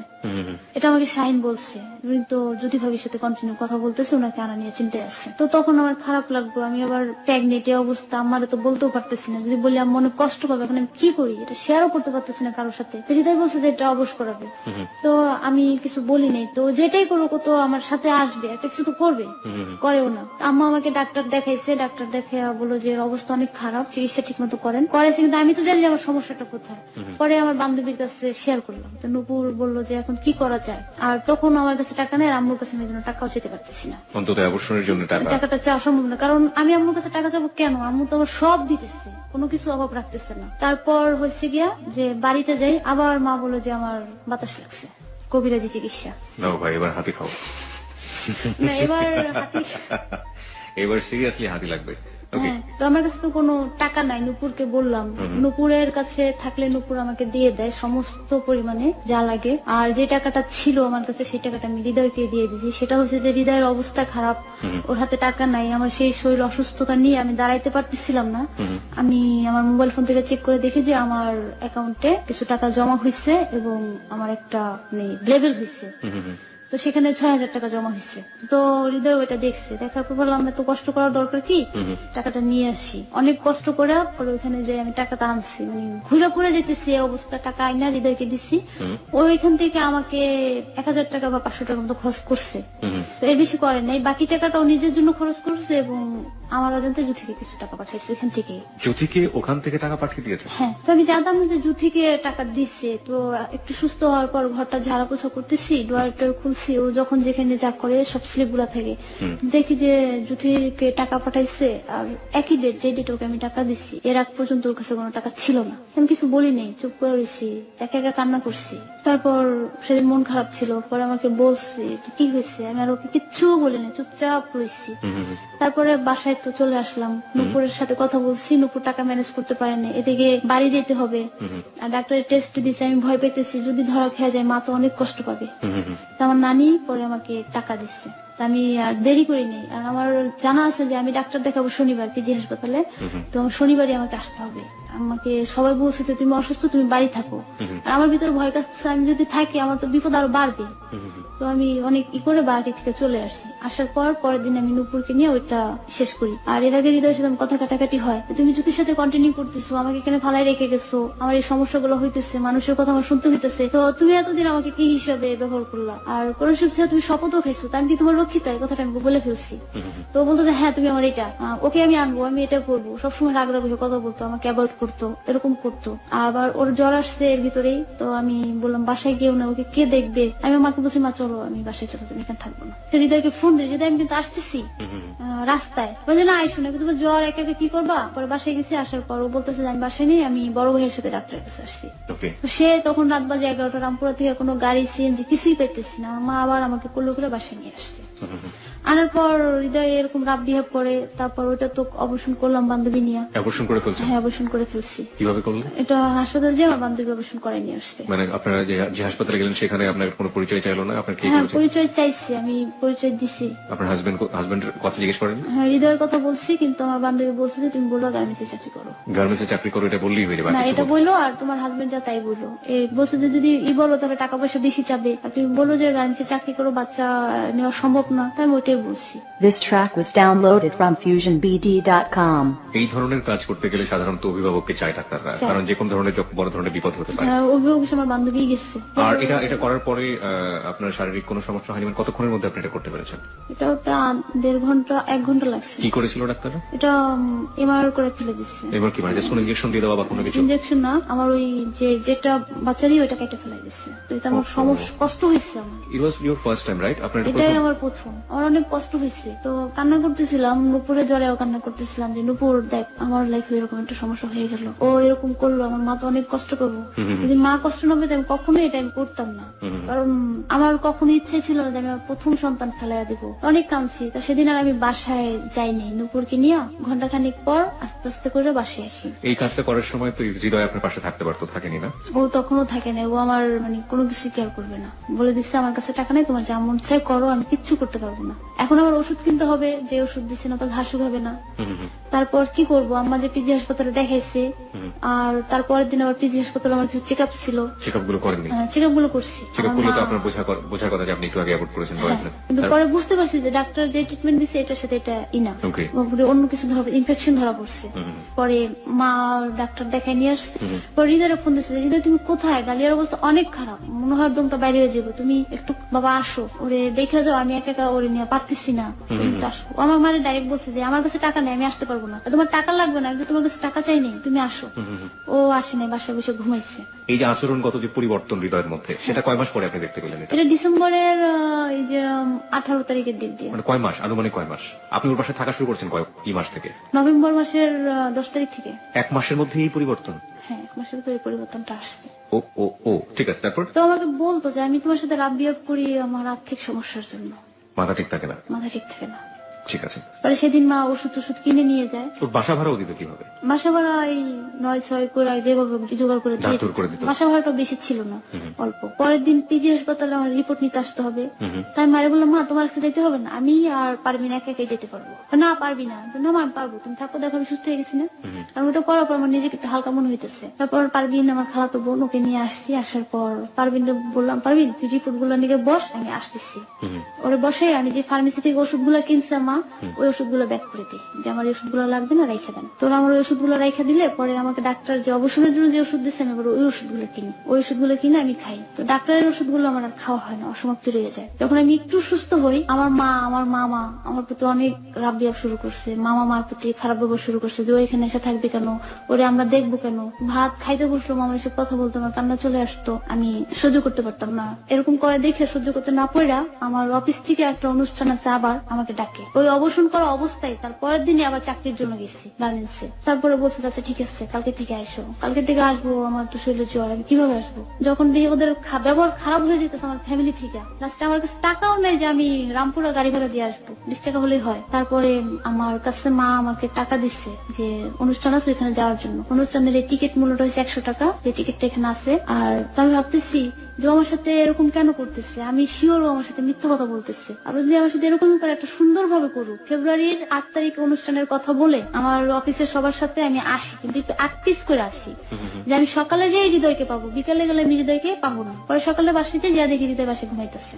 ও লাভদা বাবু বইলে আমার জ্বরে দিয়ে কান্না করে দিচ্ছে, যে বাবু তুমি আসছো, কিভাবে আসলা, তুমি কেন আসছো, তোমার তো শারীরিক অবস্থা ভালো না। আমি বললাম আমি আসবো না তো কি করবো, আমার যে সমস্যাগুলো হইতেছে সেগুলো আপনি জানেন, তো আপনি কেন এরকম করলেন। পরে অনেক কান্নাকাটি করছে, মাপ টাপ চাইলো। আমি একেবারেই চলে গেছি এরকম প্রস্তুতি নিয়ে, এই বাসা থেকে 2টা ড্রেস নিয়ে এই বাসা থেকে বের হয়ে গেছি 8ই ফেব্রুয়ারি। তারপরেও আবার আমার সাথে স্বাভাবিকভাবে ব্যবহার করছে, স্বাভাবিক মতো রয়েছে। তখন জুথির সাথে যোগাযোগ নাই তেমন একটা, মাঝখানে হয়েছিল। এর ভিতরে জুথিকে আনতেও গেছিল, জুথি ওকে লোকজন দিয়া মারারও চেষ্টা করছে, সেখান থেকে ওর বড় ভাই ওকে সেভ করে নিয়ে আসছে। এটা রংপুরের ঘটনা। আমাকে সব বলতো, যখন যা হয় জুথির কথাগুলো আমাকে সব বলতো, কোনো কিছুই ও আমাকে লুকাইতো না। আর এই জন্য আমার ওর সাথে ভালো লাগতো। জুন জুলাই মাসের দিক দিয়ে ওর অবস্থা আরো খারাপ হয়ে যাবে। একটা মাল্টিপারপাস করার জন্য প্রস্তুতি নেয়, সেখানে ওর মামা আসে। তোর মামা দেখে যে আসলে হৃদয় আমার সাথে ভালো আছে, সুখে আছে এবং ও স্বাভাবিক অবস্থায় আছে। তো ওর মামা একদিন আমাকে বলতেছে ডালে তুমি বাইরে যাবা। সেদিন বারবার শুধু জিজ্ঞাসা করতেছে হ্যাঁ মামা বাইরে যাবো, বাইরে যাবো, আসবে কখন? আমি কাছে চলে আসবো। হৃদয়ের সামনে জিজ্ঞাসা করতাম কেন মামা? না তুমি বাইরে গেলে আমি তো মুখটা বাসায় আসবো, সমস্যা নাই, চাবিটা আমি ওই জায়গায় রেখে দেবো, আপনি নিয়ে নিন। হৃদয় তো বাসায় আছে, কেন ও তো চলে যাবে। আসলে সেদিন মামার একটা কুমন্তব্য ছিল, মানে আপনার সাথে একটা শারীরিক সম্পর্ক। হ্যাঁ। তো আমার মনের ভিতরে সন্দেহ জাগতেছে, মামা বারবার আছে কেন ওকে এটা জিজ্ঞাসা করতেছে। তো মামা যখন আসছে তখন হৃদয় আমার সাথে থাকতো না, মামার সাথে থাকতো, আমাকে আমি আলাদা রুমে থাকতাম। পরে দিয়া মামা আমি সন্ধ্যার সময় বাসায় চলে আসি। আসলে সেদিন ওর মামাও চলে আসে। মামার অনেক জ্বর। ওর মামা আপনাদের জ্বর চলে আসছে, বলে যে হওয়ার শরীরটা খারাপ লাগতেছে। তো ওনাকে আমি হালকা খাবার দিলাম, একটা স্যালাইন দিলাম, স্যালাইনটা খেয়ে শুইলো। বলে আমার মাথায় একটু নিক্স দিয়ে দে। তা আমি নির্দ্বিধায় মামাকে একটু নিক্স দিয়ে দিচ্ছি মাথায়। তিনি আমার হাতটা ধরলো, তো দেখলাম ওনার অ্যাটিটিউডটা খারাপ হয়ে গেছে। তারপরে আমি ভয়ে ঘরে থেকে বের হয়ে রান্নাঘরে চলে গেছি। রান্নাঘরে ছিল না সাথে, হৃদয় ছিল না, সেই রাতে হৃদয়ের সাথে ছিল না। হৃদয় এতটা বিশ্বাস করে আপনাকে রেখে গেল ওখানে। হ্যাঁ। পরে আমি বললাম মামা আপনি এরকম করতেছেন কেন, আপনার সমস্যাটা কি? বললাম আমি রুম থেকে বের হয়ে রান্নাঘরে চলে আসছি, তরকারি কাটতে বসছি। তারপর আমার ভয় লাগতেছিল পরে আমি দরজাটা খুললাম, 3তলা বাড়িওয়ালার রুমে যে কাজের মেয়ের সাথে কথা বলতেছি আর বারিন্দায় পাইচারি করতেছি। আর আমার ফোনটা ছিল তখন নষ্ট, মানে হ্যাং হয়ে যেত, কথা বলতে পারতাম না। তখন অনেক কষ্ট করে ফোনটা অন করে হৃদয়কে বলছি তুমি তাড়াতাড়ি বাসায় আসো, আমার ভালো লাগতেছে না। পরে হৃদয় বাসায় আসছে। আর ও সব সময় টিকিটটা খোলার আগে বাবু বললে আমাকে জড়াই ধরতো সব সময়। তো আসার পর কি হয়েছে, হওয়ার পর ওর মামা বাড়ির আগে আমাকে সরি বলছে। বলার পর আমি হৃদয়ের সাথে কথাটা রাত্রে বলে দিচ্ছি। পরে বলে এরকম করছে, আমি বলছি হ্যাঁ করছে। কয় ওরা এখনই ঘর থেকে বের করে দিব। আমি বের করে দিব, এটা আপনাদের সাজানো পরিকল্পনা, সেটা আমি কিভাবে বিশ্বাস করবো? পরে দেওয়া আচ্ছা ঠিক আছে, যেহেতু কালকেই চলে যাবো। তার 2 দিন পর ওর মামা চলে যায়। তারপর আস্তে আস্তে জুথির দিকে বেশি উইক হয়ে পড়ে আর আমার সাথে খারাপ ব্যবহার শুরু করে। তুমি চলে যাও, আমার ভালো লাগে না, তুমি থাকতেছো, আমার এই সমস্যা হইতেছে, আমার একা থাকতে ইচ্ছা করে। বাবার সাথে এরকমই শুরু করছে। গায়ে হাত তুলতো না, মুখে খারাপ ব্যবহার করতো, গালি দিত, ঝাড়াঝাড়ি করতো, গালাগালি দিত। পরে আমি গেলে তুমি খুশি হবা? হ্যাঁ খুশি হবো। তারপর আমি ব্যাগে 2টা ড্রেস নিয়ে বিকালে 2জন একসাথে বেরোচ্ছি। মিরপুরে যাইতেছো, তাড়াতাড়ি বাসায় চলে এসো। কিন্তু আজকে তো আমি আসবো না হৃদয়, দুষ্টামি করো না, তাড়াতাড়ি বাসায় চলে এসো। তুমি না বলছো যে আমি না থাকলে তোমার ভালো লাগবে? সেটা তো বলছিলাম, ভালোই হইতো তুমি গেলে। আমি তাই চলে যেতেছি, আজকে যাতেছি, আমি আর আসবো না। এই কথা বলে আমি সেদিন সত্যি সত্যি করে চাবিটাও আর নেইনি, চাবিটা ওর কাছে দিয়ে আমি চলে গেছি। তারপর হৃদয় আম্মুকে কান্নাকাটি করে বলছে, তা আম্মু আমাকে সেদিন বাড়ি থেকে খুঁজে বাই করছে, কেউ দেখে নাই নানা নানি ছাড়া। পরের দিন ভোরে চলে আসছি। আসার পর ও পল্টনে এসে ফোন দিছি, দেওয়ার পর বললাম আমি পল্টন আছি, চাবি নিয়ে যাবো। বাসায় গেছি, বাসায় যাওয়ার পর ও আবার ঘন্টাখানিক পর বাসায় চলে আসছে। অনেক কান্নাকাটি করছে সেদিন। কান্নাকাটি করে খাওয়া দাওয়া করে যখন আমি শুয়ে পড়ছি, তখন আবার সে জুথির সাথে কথা বলবে রাতের বেলা আপনার পাশে শুয়ে। হ্যাঁ, যে সে জুথিকে আনবে এই বাসায়, হ্যাঁ আনবে, এবং সেটা আমাকে যাই আইনা দিতে হবে। এটা বলছে। আমি না করছি, তুমি আমার ওরা আইন না দাও, আমি ওকে তো নিয়ে ঘর করবো না, জাস্ট প্রতিশোধ নিবো ওকে নিয়ে, ওরে প্রতিশোধ নিয়ে আমি ওকে ছেড়ে দেবো, আমি ওর সাথে কখনোই ঘর করবো না। অনেক রিকোয়েস্ট করছে, করার পর পরে বাধ্য হইয়া আমি বললাম ঠিক আছে দিতেছি। সেই রাত্রে ও আবার রংপুরের টিকিট কাটে, পরের দিন সকাল 9টার গাড়ি, আমি 9টার রাতে রংপুরে যাই। রংপুরে যাই, জুথির সাথে কথা বলি, কিন্তু এর ফাঁকে বাবা জুথিকে বলে দিচ্ছে আমি হৃদয়ের খালা। এই কথাটা জুথিকে হৃদয় বলছে। তো জুথি আমার জন্য বাস টার্মিনাল ওয়েট করছে, আমাকে নিয়ে গেছে। জুথির সাথে আমি স্বাভাবিকভাবে কথা বলছি, অনেক ফ্রেন্ডলি হয়ে গেছি, দুজন একসাথে ছিলাম। ও দেখতে কেমন ছিল? আপনার চেয়ে সুন্দর? একই রকম, একটু শর্ট। ওকে, দেন? অনেক হাসি খুশি জুতিকে আকার ইঙ্গিতে বোঝায়। পরের দিন ঢাকায় আসবো রাজি করছি জুতিকে যে তুমি ঢাকায় যাও, ওকে ডিপোজ দিয়ে চলে আসছো। ও বলছে আমি শুধু আপনার কথায় যাইতেছি, ওকে ডিপোজটা দিয়ে আমি চলে আসবো। আমি তোকে ডিপোজ দিয়েই দিছি, তারপরে যখন আপনারা বলেন এটা বাকি আছে, আমি এটা করে দিয়ে স্থান থেকে চলে আসবো। কি করতে পারে? ডিভোর্স দিতে তারপরে কি করার বাকি ছিল? জুতি দিয়ে ডিপোজটা সাইন করছে, এটা দুই হৃদয় মানতেছে না। হৃদয় বলতেছে যে তুমি এসো, তারপরে তুমি এসো, আমি তোমার সামনে বসে ঠান্ডা মাথায় ডিপোজ দেবো, তোমাকে আমার বাসায় আসতে হবে না। ওকে। জুথি রাজি হয়েছে যে আপনার কথায় আমি যাবো, কিন্তু আপনি আমাকে আবার গাড়িতে তুলে দিবেন। ঠিক আছে চলো। পরের দিন হৃদয় আসে, আমাদেরকে নিয়ে যায় যে ইসে যাবে, ভিন্ন জগৎ ঘুরতে যাবে। গাড়িতে উঠছে, উঠানোর পর কি যেন একটা পানি জুথির গায়ে ছিটিয়ে দিল, এর ভিতরে আবার একটা কবিরাজ ধরছে জুথিকে আনার জন্য। এই হৃদয়? হ্যাঁ, তখন আমি এই ঘটনার মধ্যে আমার তো হিরো মনে হচ্ছে কবিরাজি না। আপনারা সবাই actor and actress, but the hero is কবিরাজ। হ্যাঁ, ও কবিরাজে বিশ্বাসী হয়ে গেছে। ওকে। তারপর জুথিকে নিয়ে আসি, ওই সারা রাস্তা আমার সাথে অনেক একটু খারাপ ব্যবহার করছে, আমার অনেক খারাপ লাগছে। এদিকে জুথি অনেক কান্নাকাটি করতেছে, তিনজনই কান্নাকাটি করতেছি। কেন কান্নাকাটি করতেছি? তিনজনের জন্য কান্নাকাটি করতেছি, অনেক খারাপ লাগছে। আসার পরে যে এই পরিস্থিতি গুলো, ওগুলো আমার আরো বেশি কষ্ট লাগছে। কি ছিল? ও জুতির সাথে চর্চারিং করতো, আমার সাথে চর্চারিং করতো, নিজের সাথে একই বাসায়? একই বাসায়। জুতির সাথে কথা কাটাকাটি হলে ঘরের ভিতর ভাঙচুর, শরীরের ভিতর সিগারেট দিয়ে পোড়া, ওর শরীর অসংখ্য সিগারেট দিয়ে পোড়া আছে, জুতির জন্য কাটা দিয়ে আছে। তো ওরা একই রুমে থাকতো, আবার আমাকে আলাদা করে দিত, আলাদা থাকতে হইতো।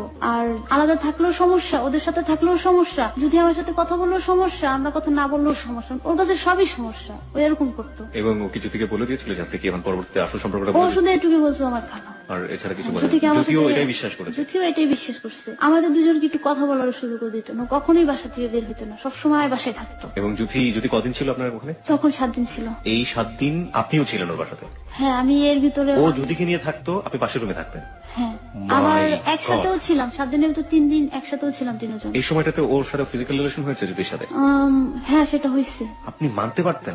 আমাকে মানতে বাধ্য করা হইতো, কিছু করার নাই। ও তো আমাকে মারধর করতো, তখন অসম্ভব মারধর করতো। ছোট ভাইটাকে নিয়ে ভয় দেখাইতো, তো ছোট ভাইয়ের ক্ষতি হবে, তার ফ্যামিলির এই ক্ষতি হবে, তা আমি ভয় পেতাম। যদি আমার আম্মার হাড়ের প্রবলেম একটা সমস্যা হয়ে যায়, আমার একটা ভাই, এটা যদি সমস্যা হয়ে যায় আমার জন্য, আমার ক্ষতি হলে তো সমস্যা নাই। ওকে, তারপর যদিও একাধিকবার চলে যেতে চাইছে, আমি ওকে ধরে রাখছি। আবার আমি একাধিকবার ওদের যে কাহিনী, এগুলো সহ্য করতে না পারে চলে যেতে চাইছি, জুতি আমাকে যেতে দেয় নাই, হৃদয় আমাকে যেতে দেয় নাই। তো রাতের মধ্যে অনেকবার যে আমার জুতির সাথে ঝগড়া করবো, আমার সাথে যা ঝগড়া করতো। হয়তো ঘুমাই রয়েছে, যে আমাকে একটা লাথি দিচ্ছে, হয়তো ঘুমাই রয়েছি, ও আমাকে টাইনা ধইরা উঠাইয়া গালাগালি করতেছে, আবার ওদিকে যা জুতির কাছে পাঠাই দিচ্ছে। গেছি আবার এরকম, মানে ফুটবলের মতো আমার মতো করতো। সেদিন জুথির জন্য আমার সাথে অনেক খারাপ ব্যবহার করে, আমাকে মারধর করে। এক পর্যায়ে আমি বলছি, তুমি যদি আমাকে আরেকটা টাচ করো, আমি যে বটিটা দেখছো না, এটা দিয়ে আমার শরীর এখন আমি কোবাবো, এ কথা বলছি। পরে ও আস্তে করে মানে বুদ্ধি খাটে আমার হাত থেকে বটিটা নিয়ে আমার হাত আর পাও বাইদা ফেলছে। পাওটা বাইদা হাতটা কিন্তু পিছন দিয়া এক করে হাঁটার উপর শুয়ে আমাকে অনেক মারছে। তোরে তো আমি বিয়ে করি নাই, তুই তো আমার বউ না, তুই আমার কে?